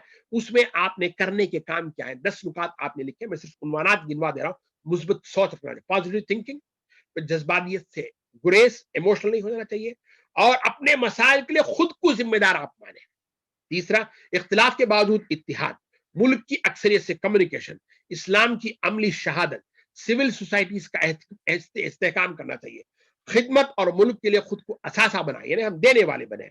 क़ियादत की सोच के अंदर, उसकी विजन के अंदर, उसके तरीक़ाकार के अंदर तब्दीली आनी चाहिएगा। आला दर्जे की सलाहियतों का फरोग करना चाहिएगा। मैं अपनी बात को खत्म कर रहा हूँ। हुजूर अकरम सल्लल्लाहु अलैहि वसल्लम किसी दीन रहबानियत के दाई बनकर नहीं आए थे, बल्कि एक ऐसे दीन के दाई थे जो रूह और जिस्म पर हावी और दुनिया और आखिरत दोनों की हसनात का जामिन था, जिसमें इबादत के साथ सियासत, दुर्वेशी के साथ हुक्मरानी का जोड़ महज इत्तिफाक से नहीं पैदा हो गया था, बल्कि ये ऐन उसकी फितरत का तकाजा था। ये दीन इस्लाम शुरू तो एक तंग गार में हुआ था, गार हिरा से शुरू हुआ था, मगर अब खत्म हुआ है तो एक वसी अरीज अरफात के मैदान में, जहां 1.5 लाख से ज्यादा का जो है मजमा था। ये इसकी फितरत है, फैलने से ज्यादा ये के लिए आया। अकीदे के तौर पर तो गालिब है ही है, मगर निजाम हयात के तौर पर भी इसे गालिब होना है, और ये होकर रहेगा इंशाअल्लाह अज़ीज़। अक़ूलु क़ौली हाज़ा अस्तग़फ़िरुल्लाह लकुम सालिल मुस्लिमीन वल मुस्लिमात। मेरी बात खत्म हो गई। जज़ाकल्लाहु खैर, अहसन जज़ा। नबी सल्लल्लाहु अलैहि वसल्लम किस तरह एक सियासी लीडर थे और आप किन हिकमतों के साथ सियासी काम अंजाम दिए, ये सारी बातें हमारे सामने मौलाना मोहतरम ने रखी। हमें इस ताल्लुक़ से सोचना है और भी ज़्यादा इस ताल्लुक़ से हमें सर्च करना है और अपनी कामों को इसकी तरफ हमें आगे बढ़ाना है। जज़ाकल्लाहु खैर, अहसन जज़ा। अब आज के हमारे प्रोग्राम के खुसूसी मेहमान मौलाना हनीफा मुंबई साहब हफिज़हुल्लाह, अमीर हल्का, दरख्वास्त है कि वो इख्तितामी खिताब पेश फरमाएं। अस्सलामु अलैकुम वरहमतुल्लाहि तआला वबरकातुहू। अल्हम्दुलिल्लाहि रब्बिल आलमीन, अस्सलातु वस्सलामु अला रसूलिहिल अमीन व अला आलिहि व अस्हाबिहि अजमाइन इला यौमिद्दीन। रब्बि इश्रह ली सदरी व यस्सिर ली अमरी वहलुल उक़दतम मिन लिसानी यफ़क़हू क़ौली। बिस्मिल्लाहिर रहमानिर रहीम। या अय्युहल्लज़ीना आमनू अतीउल्लाह व अतीउर रसूल व उलिल अम्रि मिनकुम फ़इन तनाज़अतुम फ़ी शैइन फ़रुद्दूहु इलल्लाहि वर रसूल इन कुंतुम तु'मिनून बिल्लाहि वल यौमिल आखिर ज़ालिका खैरुन व अहसनु तअवीला। ஸதகல்லாஹுல் அலியுல் அஸீம்। கண்ணியத்திற்கும் மரியாதைக்கும் உரிய ஜமாத் இஸ்லாமி ஹிந்தின் மாநில துணைத் தலைவர் KM சிராஜ் சாப் அவர்களே, அன்பிற்குரிய சிறப்பு பேச்சாளர் ஜனாப் ஹபீபுல்லா சாப் அவர்களே, ராபித்தத்துல் உலமாவின் உருது சாப்டருடைய தலைவர் சமீஉல்லா உமரி சாஹிப் அவர்களே, அன்பிற்குரிய சகோதர சகோதரிகளே, அல்ஹம்துலில்லாஹ் கடந்த 7 நாட்களாக அத்தீவுர் ரசூல், இத்தாஅத்தே ரசூல், இறை தூதரை பின்பற்றுதல், இறை தூதருக்கு கீழ்ப்படிதல் என்ற ரீதியிலே பல தலைப்புகளிலே நமக்கு இங்கே சொற்பொழிவாளர்கள், நிமினத்துவம் பெற்றவர்கள், அதிகமான வாய்ப்பின் அடிப்படையிலே உங்களுக்கு அந்த செய்திகள் கொடுக்கப்பட்டது. இதிலே ஒரு உண்மை நிலையை நாம் புரிந்து கொள்ள வேண்டும். இங்கே பொருளாதாரம் சம்பந்தமாக, சமூக வாழ்வு சம்பந்தமாக, பண்பு நலன்கள் அஹ்லாக் சம்பந்தமாக, குடும்ப வாழ்வு சம்பந்தமாக, ஹாந்தானி சம்பந்தமாக, தாவத் அழைப்பு பணி சம்பந்தமாக, சியாசி அரசியல் சம்பந்தமாக பல தலைப்புகளில் பல விஷயங்கள் இறைத்தூதருடைய வாழ்க்கையிலே தொடுக்கப்பட்டு அது உங்களுக்கு முன்னெடுக்கப்பட்டது. சகோதர சகோதரிகளே, இவைகள் எல்லாம் முன்னால் இல்லாமல் இருந்ததா? பொருளாதாரம் இறைத்தூதருடைய வாழ்க்கைக்கு முன்னால் இல்லையா? அரசியல் இறைத்தூதருடைய வாழ்க்கைக்கு முன்னால் இல்லையா? அதற்கு முன்னால் காபில் இல்லையா? அவர்களிடத்திலே சில பண்பு நலன்கள் இல்லையா? குடும்ப வாழ்வு என்ற ரீதியிலே கடைபிடிக்கப்பட்ட வழிமுறைகள் இருந்ததா இல்லையா? அரசியல் வழிமுறைகள் அவர்களிடத்திலே இருந்ததா இல்லையா? இருந்துச்சா இல்லையா? இருந்தது. பொருளாதாரம் அதற்கென்ற ஒரு வழிமுறை இருந்தது. சமூக வாழ்வு அதற்கென்ற ஒரு வழிமுறை இருந்தது. சில பண்புகள் அவர்களிடத்திலும் இருந்தது. அரசியல் சூழல் அவர்களிடத்திலும் இருந்தது. அப்படி என்றால் இது போன்ற ஒரு வாழ்க்கை, இது போன்ற ஒரு சூழல் இல்லாமல் உலக வாழ்க்கையே இல்லை. உலக வாழ்க்கை என்பது இவைகள் அனைத்தையும் இணைத்த ஒரு சூழலாகத்தான் என்ன செய்கிறது, அமைந்திருந்தது. மனிதன் தோன்றிய காலம் முதல் கொண்டு ஏதாவது ஒரு பங்களிப்பு இந்த துறைகளிலே இருந்து கொண்டுதான் இருந்தது. பொலிட்டிக்கலிலே, எக்கனாமிக்கலிலே, சோசியலிலே எல்லாம் இருந்து கொண்டுதான் இருந்தது. அதை அவர்கள் செய்து கொண்டுதான் இருந்தார்கள். அதிலே அவர்கள் தொடர்பு வைத்துக் கொண்டுதான் இருந்தார்கள். என்ன வித்தியாசம்? அதே ஒரு ரசூல் என்ற ரீதியிலே இதுல என்ன வித்தியாசம் இருக்கிறது? அன்று வாழ்ந்த, அன்று கடைபிடித்து வந்த பொருளாதாரத்திற்கும் இதாத்தே ரசூல், ரசூல் கொண்டு வந்த பொருளாதாரத்திற்கும் உண்டான வித்தியாசம் என்ன? அன்று நடைமுறைப்படுத்திக் கொண்டிருந்த சியாசிக்கும் அரசியலுக்கும் ரசூல் கொண்டு வந்த அரசியலுக்கும் உண்டான வித்தியாசம் என்ன? அன்று நடைபெற்றுக் கொண்டிருந்த குடும்பவியல் உறவுகள் சம்பந்தமான நெறிமுறைகளுக்கும் இறைத்தூதர் அவர்கள் கொண்டு வந்த அந்த நெறிமுறைக்கும் உண்டான வித்தியாசம் என்ன? அன்புமிக்க அருமை சகோதர சகோதரிகளே, இதைத்தான் நாம் இங்கு விளங்கி பார்க்க வேண்டும். ஒன்றும் இல்லாமல் இருந்து ஒன்றை கொண்டு வரவில்லை. இறைவன் இந்த உலகத்தை படைக்கும் பொழுது, இந்த மனிதனை இந்த உலகத்திற்கு பூமிக்கு அனுப்ப போகும் பொழுது அத்தனையுமே அவன் ஏற்பாடு செய்து வைத்து விட்டான். அவன் உயிர் வாழ்வதற்கு, அவன் கலந்துறவாடுவதற்கு, அவன் சாப்பிடுவதற்கு, அவன் கம்யூனிகேஷன் செய்வதற்கு உண்டான அத்தனை தேவைகளையும் அல்லாஹ் வைத்து விட்டான். ஆனால் இங்கே எங்கே வித்தியாசப்படுகிறது என்று சொன்னால், இறைத்தூதர் அவர்கள் இறைவன் புறத்திலிருந்து கொண்டு வந்த அந்த நெறிமுறைக்கும் மக்களால் தாங்களாகவே ஏற்படுத்திக் கொண்ட அந்த வழிமுறைக்கும் உண்டான மிக பெரிய வித்தியாசத்தை நம்மால் பார்க்க முடியும். அன்பிற்குரிய அருமை சகோதர சகோதரிகளே, இறைத்தூதர் அவர்கள் கொண்டு வந்த பொருளாதாரத்தின் வலிமை என்ன? இறைத்தூதர் அவர்கள் கொண்டு வந்த பொருளாதாரத்தின் வலிமை என்ன? அதற்கு முன்னால் பொருளாதாரத்தினுடைய நிலை என்ன? வட்டியையும் சுரண்டலையும் மையப்படுத்திய பொருளாதார சூழல் முன்னால் இருந்தது.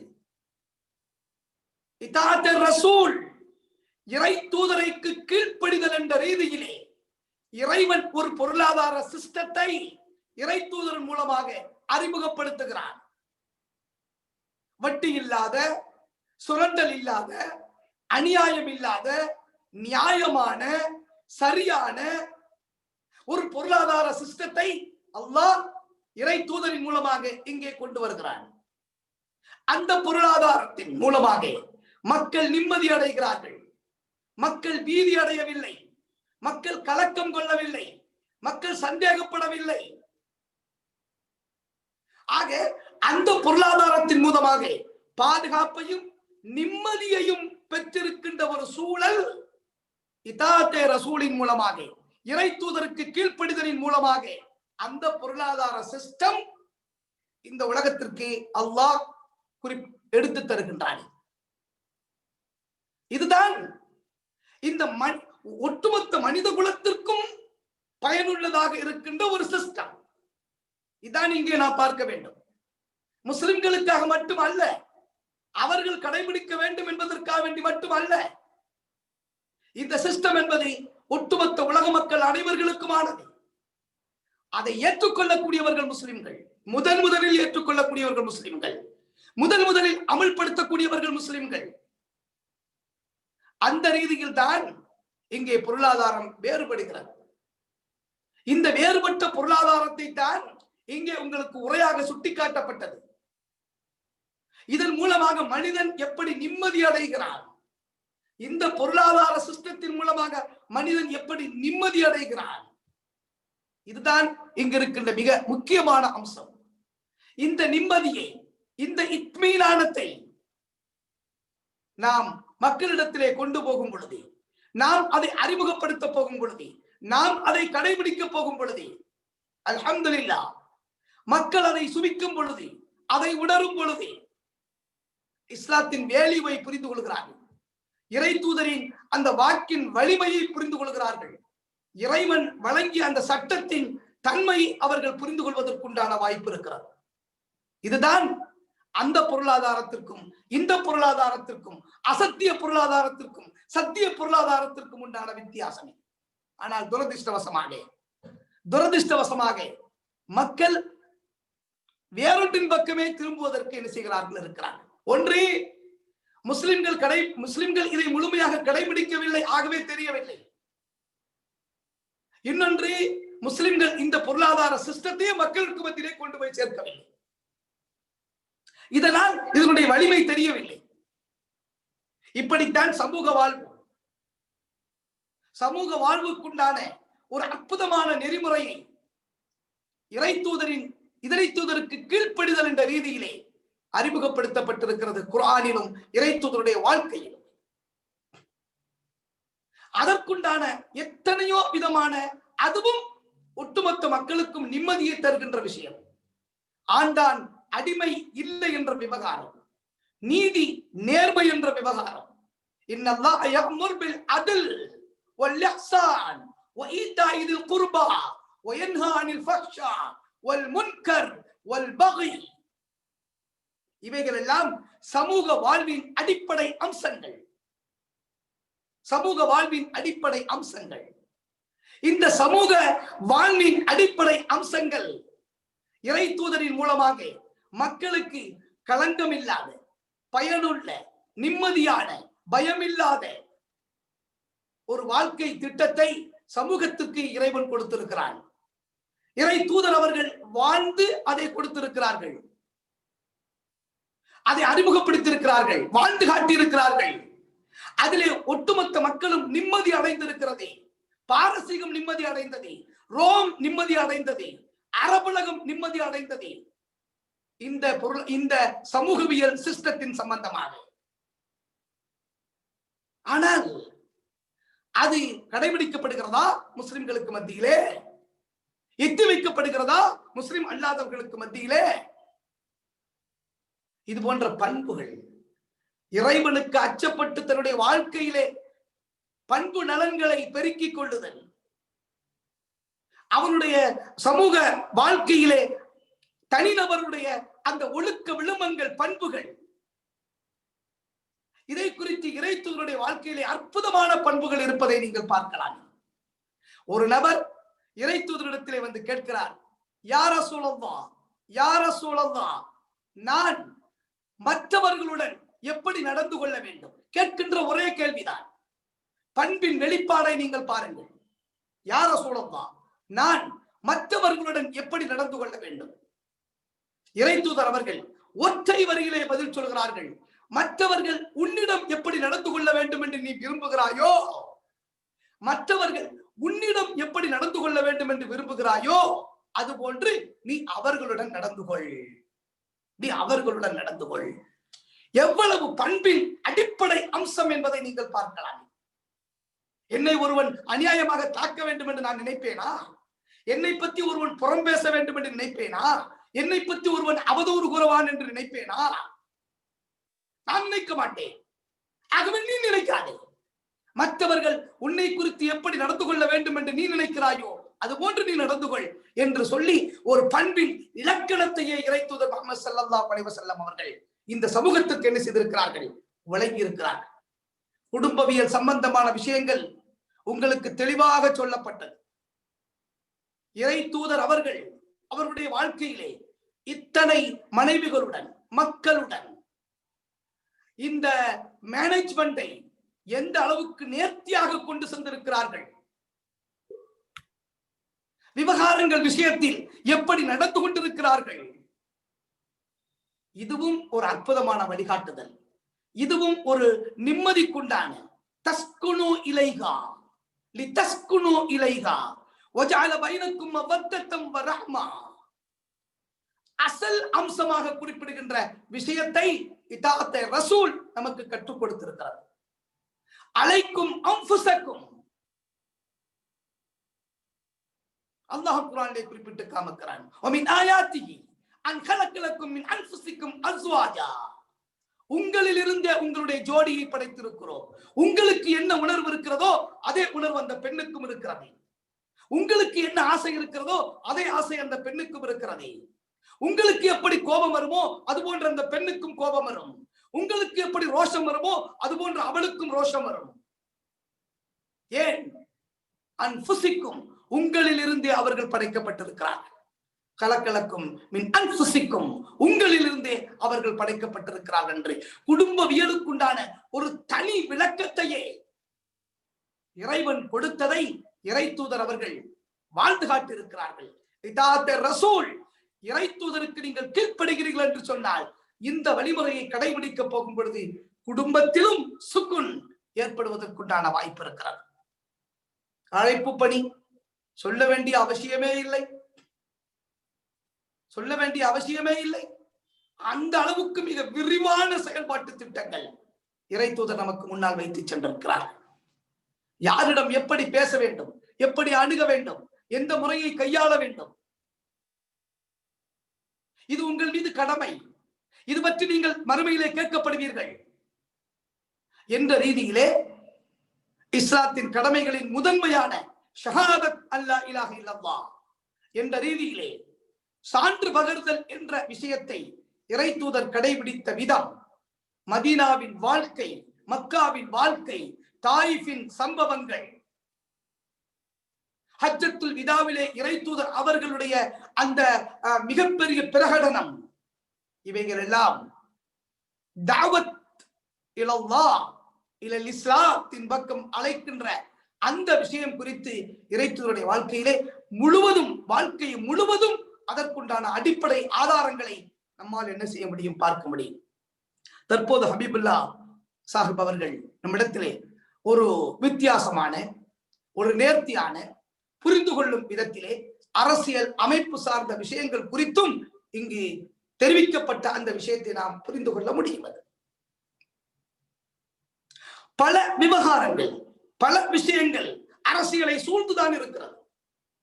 இஸ்லாம் முழுமை பெற வேண்டும் என்று சொன்னால், இஸ்லாம் காயமாக வேண்டும் என்று சொன்னால் அரசியல் அடிப்படை அம்சங்கள் மிக மிக அவசியம் என்பதை மிக தெளிவான வரலாறுகள் நமக்கு முன்னால் இருக்கிறது. அன்பிற்குரிய அருமை சகோதரர்களே, ஆகவே இவைகள் அனைத்தும் இறை தூதருடைய வழிகாட்டுதல் மூலமாகத்தான் நாம் பெற்றுக்கொள்ள முடியும். இறை தூதருடைய வழிகாட்டுதல் மூலமாகத்தான் நாம் பெற்றுக்கொள்ள முடியும்.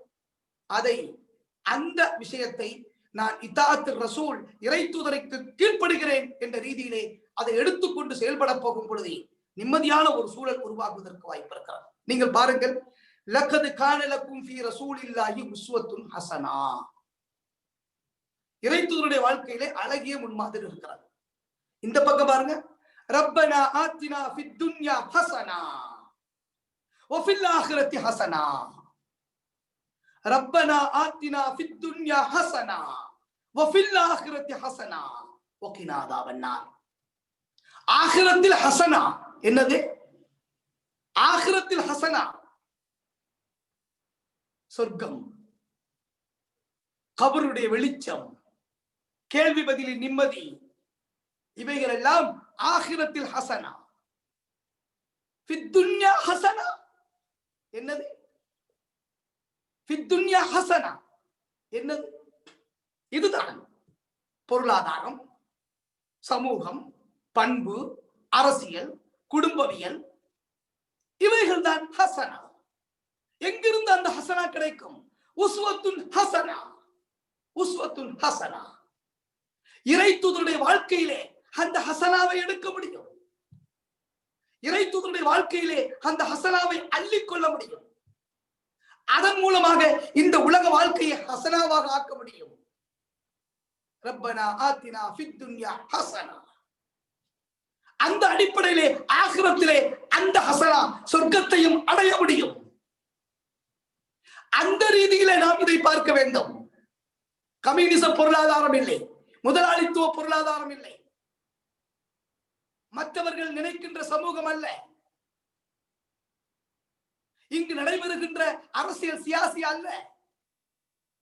ஹஸனா சியாசி ஹஸனா. அந்த அடிப்படையில் மஈஷத் ஹஸனா, அந்த அடிப்படையில் இதாத் ரசூல் இறை தூதர் அவர்கள் நமக்கு தந்திருக்கிறார்கள்.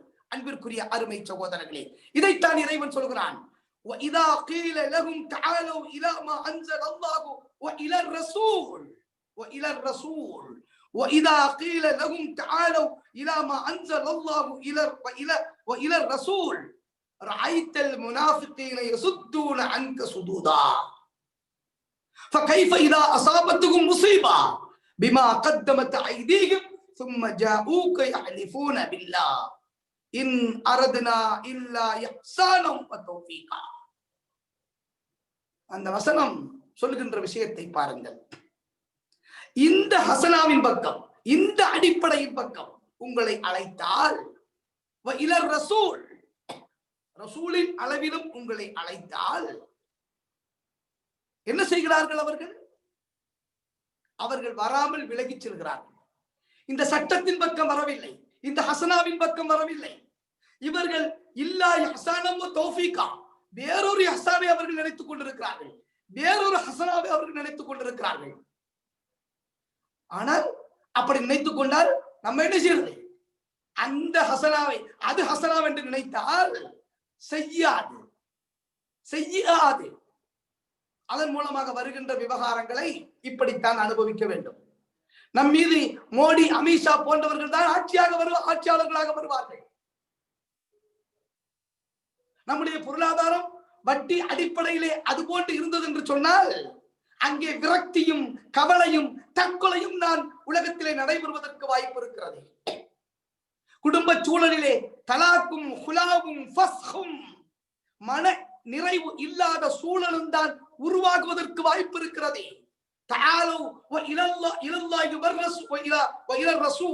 என்று அழைக்கப்பட போகும் பொழுது, முகம் திருப்பி செல்ல போகும் பொழுது வருகின்ற விளைவுகளை இந்த உலகத்திலே நாம் சந்திக்க வேண்டிய அவசியம் இருக்கிறது. ஆகவே திறன்மிக்க அருமை சகோதரர்களே, இறை தூதருடைய வாழ்க்கை சூழல் என்பது இந்த உலக மக்களுக்கு மட்டுமல்ல, நம் முஸ்லிம்களுக்கு மட்டுமல்ல, உலக மக்கள் அனைவர்களுக்கும் நிம்மதி தரக்கூடியதாக, இத்மீனான் தரக்கூடியதாக ஒரு வாழ்க்கை சூழலை தருவதற்குண்டான வாய்ப்பும் சூழலையும் நாம் புரிந்து கொள்ள வேண்டும். அந்த அடிப்படையிலே இறைவனுக்கும் இறை தூதருக்கும் கட்டுப்பட்ட ஒரு வாழ்க்கையை நாம் இந்த உலக வாழ்க்கையாக கடைபிடிக்க வேண்டும். அந்த ஹஸனாவின் வெளிப்பாடு மறுமையிலே ஹஸனா கிடைப்பதற்குண்டான வாய்ப்பாக அமைவது மட்டுமல்ல, இந்த ஹஸனா, இந்த நிம்மதி உலக மக்கள் அனைவர்களுக்கும் கிடைக்கும் விதத்தில் நமது சொல்லும் செயலும் இருக்க வேண்டும். அதுதான் இத்தாத்தே ரசூலுக்குண்டான அடிப்படையான அம்சம் என்பதை மனதில் வைத்துக் கொண்டு செயல்படுவதற்கு அல்லாஹ் அருள் பாலிக்க வேண்டும் என்ற பிரார்த்தனையுடன் நிறைவு செய்து கொள்கிறேன். வாஹிரு தாவானா அல்ஹம்துலில்லாஹி ரப்பில் ஆலமீன். அஸ்ஸலாமு அலைக்கும் வரஹ்மத்துல்லாஹி தஆலா வ பரகாத்துஹு. جزاک اللہ خیر، احسن جزا امیر حلقہ۔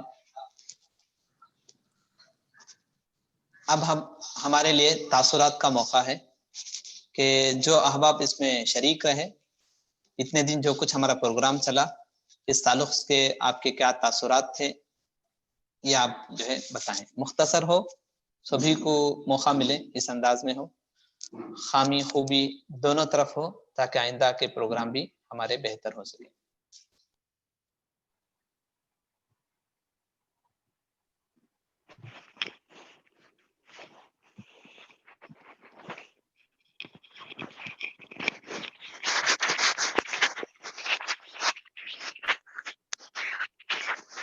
السلام علیکم۔ وعلیکم السلام ورحمۃ اللہ، بولیے۔ Antonio Battuane میں سے جی آپ بولیے۔ آپ جو پروگرام چل رہا ہے نا، اس میں نا بہت فائدہ ہوا ہے، جی وہ سے معلوم ہوتا ہے۔ انشاءاللہ یہ پروگرام کنٹینیو 1 مہینہ میں خود بھی کنٹینیو کرے تو بہتر ہوگا۔ جی انشاءاللہ، جی جزاک اللہ۔ چلو جی۔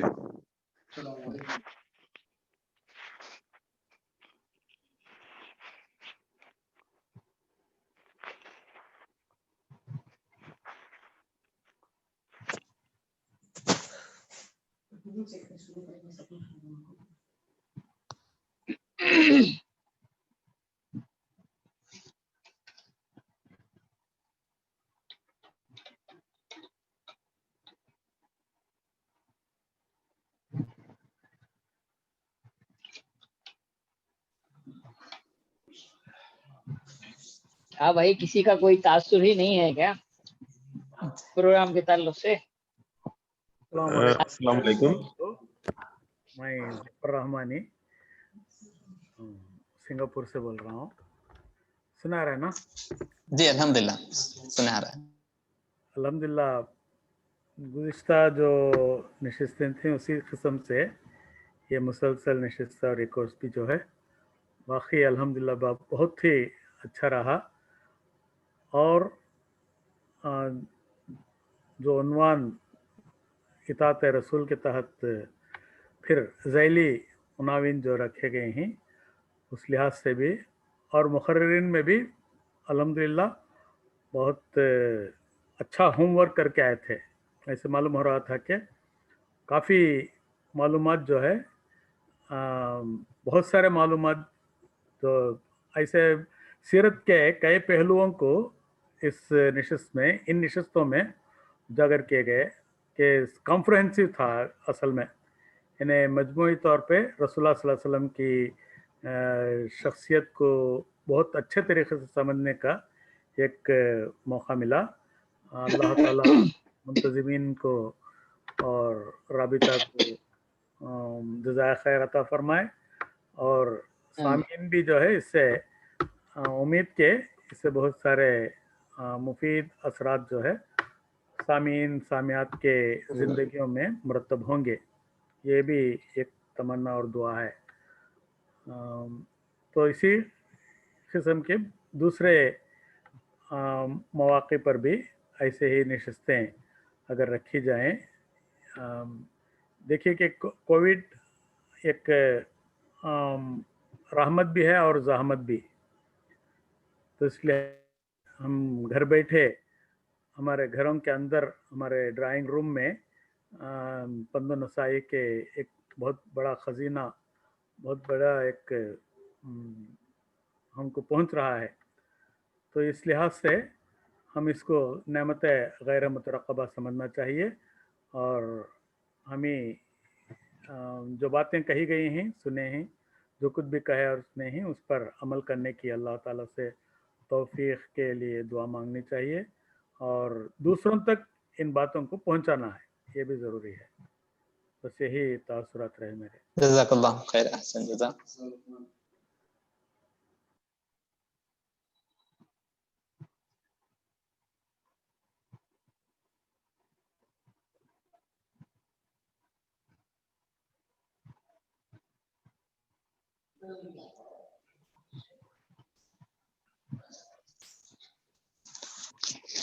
تو الحمدللہ तासुरात की शक्ल में दो अहबाब ने सारे लोगों की जानिब से नियाबत करते हुए उन्होंने अच्छे तासुरात पेश किए। अल्हम्दुलिल्लाह, अल्लाह ताला जो कुछ खिदमत अंजाम दिए हैं उनको बेहतर से बेहतर बदला अल्लाह ताला अता करें और भी इससे बेहतर खिदमत अंजाम देने की तौफीक अल्लाह ताला नसीब करें। सामीन भी जो इसमें शरीक रहे वो भरपूर इन बातों से अपनी ज़िंदगी को, इस्लामी ज़िंदगी जो है बनाए। अब मैं आखिर में हमारे मोहतरम जनाब नायब अमीर अलखा KM सिराज अहमद साहब, जो असल इस प्रोग्रामों के मुहर्रिक हैं, जो भी प्रोग्राम अब तक हो रहे हैं, इन सारी चीज़ों के पीछे आप ही का जो है मेहनतें हैं, काविशें हैं, तो मैं उनको दावत देता हूँ कि वो कुछ। बिस्मिल्लाहिर्रहमानिर्रहीम।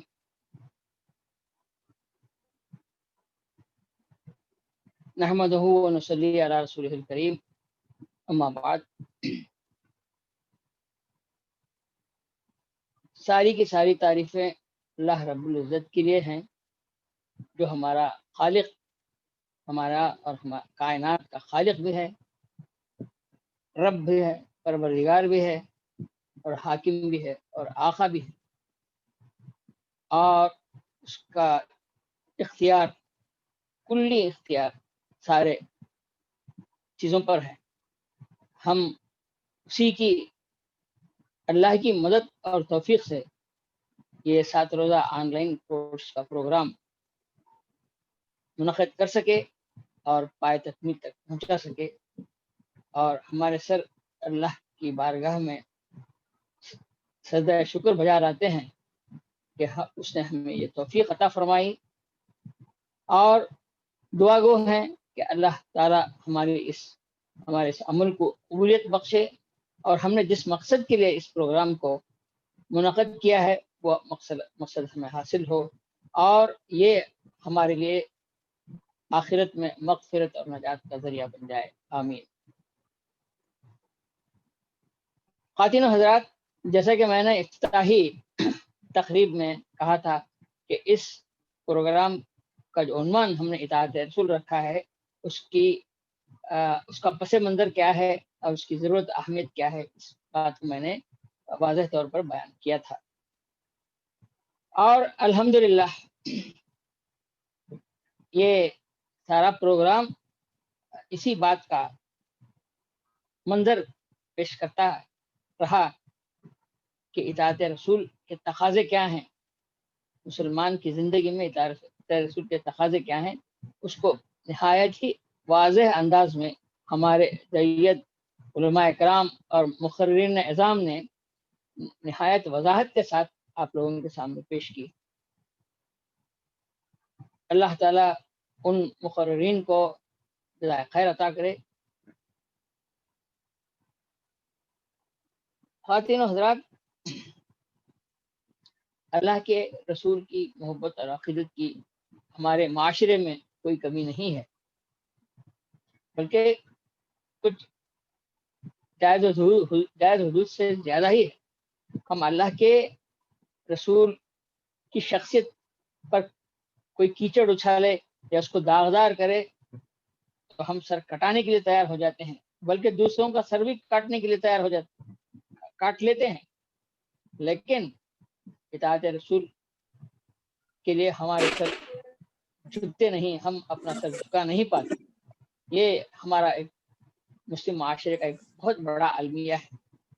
ये इस वजह से भी है कि इताअत रसूल के जो तकाज़े हैं उसका शऊर हमारे माशरे में नहीं पाया जाता। हमने कलिमा शहादत का इकरार किया है, हमारा बुनियादी ईमान उस कलिमे पर है, और अशहदु अन ला इलाहा इल्लल्लाह व अशहदु अन्ना मुहम्मद रसूलुल्लाह। लेकिन इस कलिमे के दूसरे हिस्से के जो तकाज़े हैं हम उससे गाफिल हैं, हमें उसका शऊर नहीं है। हमारे इस प्रोग्राम का मकसद ही ये था कि हम मुस्लिम माशरे में इस शऊर को बेदार करें, इताअत रसूल के शऊर को बेदार करें, और اور یہ باتیں پہنچا پائیں. ڈسٹرب ہو رہا ہے. اور یہ باتیں آپ کے سامنے رکھیں کہ اطاعت رسول صرف عقیدت اور محبت کے اظہار سے اس کا حق ادا نہیں ہوتا، بلکہ اصل حق تو اس کا یہ ہے کہ ہم رسول اللہ کی تعلیمات پر، ان کے بتائے ہوئے اسوہ زندگی پر اپنے آپ کو ڈھالیں. اسی وقت جو ہے ہمارا معاشرہ ایک صحیح معنوں میں اسلامی معاشرے میں تبدیل ہو سکتا ہے، اور اسلامی معاشرہ ہمارے لیے بھی اور ساری دنیا کے لیے بھی امن کا گہوارہ بن سکتا ہے. اور آج جو پرآشوب حالات زمانے کے ہیں، اس میں یہ ایک بہترین حل پیش کرتا ہے. اس بات کو ہم بتانے کے لیے ہم نے یہ پروگرام منعقد کیا. الحمدللہ ہمارے مقررین نے اس کا پورا حق ادا کیا، اور اس بات کو کھلے طریقے سے، واضح طریقے سے پیش کیا کہ رسول اللہ صلی اللہ علیہ وسلم کی اطاعت دراصل اللہ کی اطاعت ہے. ومن یطیع الرسول فقد اطاع اللہ. اور یہ اطاعت انسان کے ساری زندگی پر محیط ہے، ساری زندگی پر حاوی ہے. زندگی کا کوئی گوشہ اللہ اور رسول کی اطاعت سے خالی نہیں، وہ چاہے ذاتی زندگی ہو یا خانگی زندگی ہو یا خاندانی زندگی ہو یا معاشی معاملات ہوں یا سیاسی معاملات ہوں یا اخلاقی معاملات ہوں. ہر شعبے میں، ہر زندگی کے ہر پہلو میں جو ہے ہمیں اللہ کے رسول کی اطاعت کرنی چاہیے. یہی ان کی تعلیمات بھی ہیں، اور یہی چیز جو ہے ہمیں کامیابی، اس دنیا میں بھی کامیابی سے ہمکنار کر سکتی ہے، اور آخرت میں ہماری نجات کا ذریعہ بن سکتی ہے.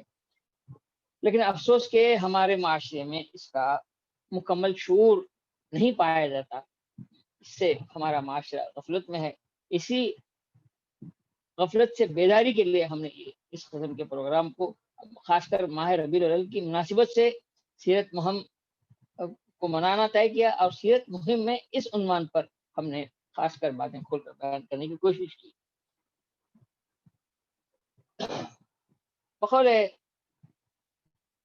ام المومنین حضرت عائشہ رضی اللہ تعالیٰ عنہا، رسول اکرم صلی اللہ علیہ وسلم کی زندگی قرآن کی تفسیر، بلکہ آپ کی ساری زندگی مجسم قرآن تھی اور قرآن کی تفسیر تھی. یعنی آپ کی زندگی قرآن کی عملی تفسیر اور قرآن کی تفسیر آپ کی زندگی، یہ ایک اہم ذریعہ ہے ہدایت، انسانوں کی ہدایت کے لیے. اس طریقے سے ہم جو ہے قرآن سے اور سیرت رسول سے ہر لمحہ جڑے رہیں، اسی وقت جو ہے ہم اس دنیا میں بھی کامیاب ہو سکتے ہیں، اور اس دنیا کو کامیاب بنا سکتے ہیں. اللہ تعالیٰ کے سارے بندوں تک اللہ کے اس پیغام کو، پیغام امن کو ہم پہنچا سکتے ہیں، اور اس کی اقامت کے لیے، اسے قائم کرنے کے لیے ہم جد و جہد کرنا جو ہم پر فریضہ ہے، اس کو ہم ادا کر سکتے ہیں انشاءاللہ. اور ہم نے جس کلمہ شہادت کی بنیاد پر ہم نے یہ عہد کیا تھا کہ اللہ کے رسول کی اطاعت کریں گے، اس کا حق ہم ادا کرنے کی کوشش کریں. یہی ہمارے اس پروگرام کے منعقد کرنے کا مقصد رہا ہے. پتہ نہیں کس حد تک ہم اس میں کامیاب ہوئے ہیں. اللہ تعالیٰ سے دعا ہے یہ صرف کہنے اور سننے کی تک محدود نہ رہے، بلکہ ہم اس پر عمل کریں، اور ہماری زندگی میں ان تعلیمات سے اور ان معلومات سے جو ہے تبدیلیاں آئیں، اور ہمارا معاشرہ، مسلم معاشرہ، ایک صحیح معنوں میں اسلامی معاشرہ میں تبدیل ہو جائے. یہی ہماری تمنا اور ہمارا رسولین ہے، ہمارا مقصد ہے، ہمارا خواب ہے. اور اسی کی خاطر ہم جو ہے جد و جہد کرتے ہیں. جیسا کہ آپ لوگوں کو معلوم ہے کہ جماعت اسلامی کا نصب العین اقامت دین ہے، یعنی اپنی زندگی میں بھی دین کو قائم کرنا، اور اللہ کے بندوں تک اس دین کو پہنچانا، اور ان کی اللہ کے بندوں پر بھی اس دین کو قائم کرنا. ہم پر جو فریضہ اللہ تعالیٰ نے عائد کیا ہے، اس کو ادا کرنے کی کوشش، ایک چھوٹی سی کوشش یہ تھی. اور ہم نے اس پروگرام کو خاص کر مسلم معاشرے میں بیداری کی حیثیت سے ہم نے اس کو کیا ہے. اور ہم امید کرتے ہیں، اللہ سے دعا کرتے ہیں کہ وہ ہمارے اس مقصد میں ہمیں کامیاب کرے، اور یہ پروگرام اور یہ باتیں جو ہم نے 7 دنوں میں بہت سے پہلوؤں پر ہم نے سنی ہیں، اس پر ہمیں عمل کرنے کی توفیق حاصل ہو اور ہماری زندگیوں میں اس سے تبدیلی آئے۔ اس دعا کے ساتھ میں اپنی بات کو ختم کرتا ہوں۔ وآخر الدعوانا ان الحمدللہ رب العالمین۔ جزاک اللہ خیر، احسن جزا۔ اب ہم پروگرام کے آخری حصے پر ہیں۔ میں مولانا عبد القادر عمری حفظ اللہ سے درخواست کرتا ہوں کہ وہ ہدیہ تشکر پیش فرمائیں۔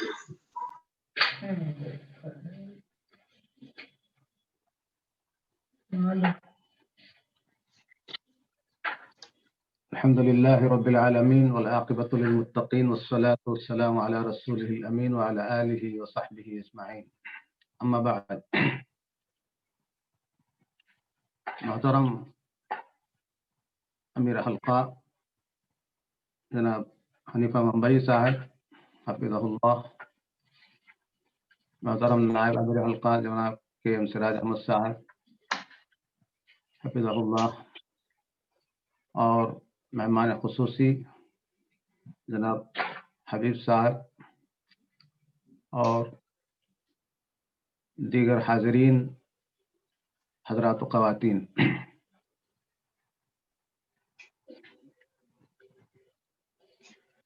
یقیناً ہماری سب سے بڑی ذمہ داری یہ ہے کہ ہم اللہ تعالیٰ کا شکر ادا کریں کہ اس نے آج ہمارے اس اختتامی پروگرام کو بحسن خوبی انجام تک پہنچنے کا ذریعہ بنایا، اور ہم کو جو ہے اطاعت رسول کی جو مقاصد ہیں، اطاعت رسول کی کا جو ویژن ہے، جو سوچ ہونا چاہیے، اس کو سمجھنے میں اللہ تعالیٰ کا بہت بڑا تعاون ہے، احسان ہے کہ اس نے ہمیں جو ہے اس پر غور کرنے، سوچنے اور سمجھنے کا موقع نصیب فرمایا۔ میں سب سے پہلے امیر حلقہ نے حبیب صاحب جو آج سیاسی امور پر گفتگو کی تھی، آپ نے بڑی خوبی کے ساتھ آپ نے جو ہے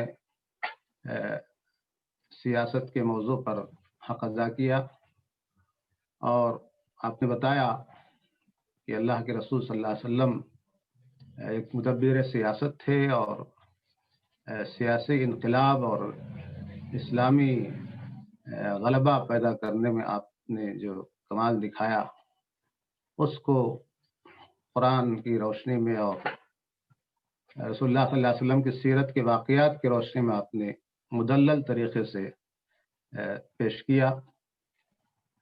آپ کا بے انتہا شکر ہے، اور ہم آپ کا شکریہ ادا کرتے ہیں، اور پھر جو ہے دعا کرتے ہیں کہ اللہ تعالیٰ کو آپ کے علم میں اضافہ فرمائے، اور آپ کو اسی طرح دین کی خدمات انجام دینے کے مواقع فراہم فرماتے رہے۔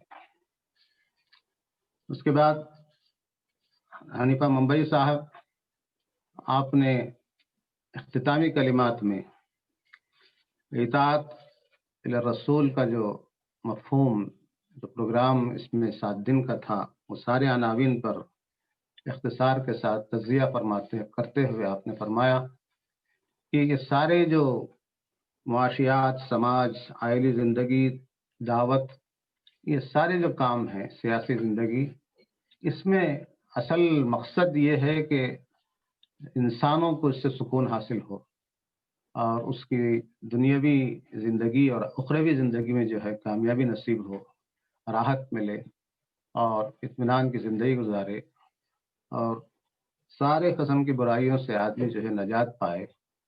تو اس کو آپ نے بڑی خوبی سے سمجھایا اپنے اختتامی کلمات میں، اور اس کا جو مقصد تھا اس کو اپنے بڑی وسیع پیمانے پر آپ نے اس کو سمجھایا۔ تو میں آپ کا بھی شکر گزار ہوں کہ آپ نے اس پر جو ہے ایک اچھے انداز سے آپ نے اس کو سمجھانے کی کوشش کی، اور سامعین کو جو ہے اس کے بہت استفادے کا موقع ملا۔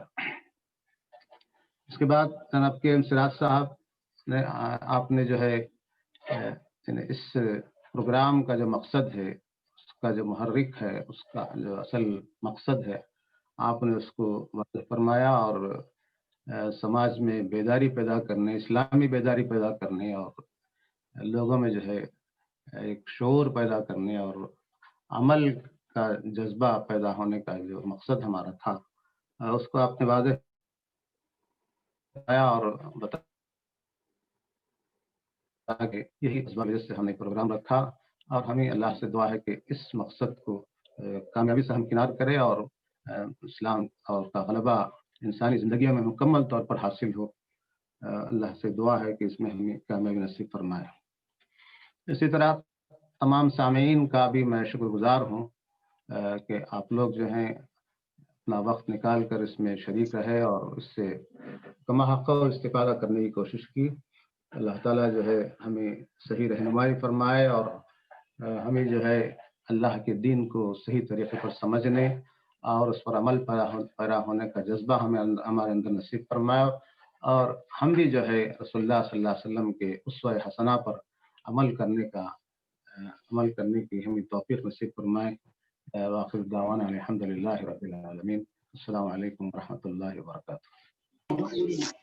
جزاک اللہ خیر، احسن جزا۔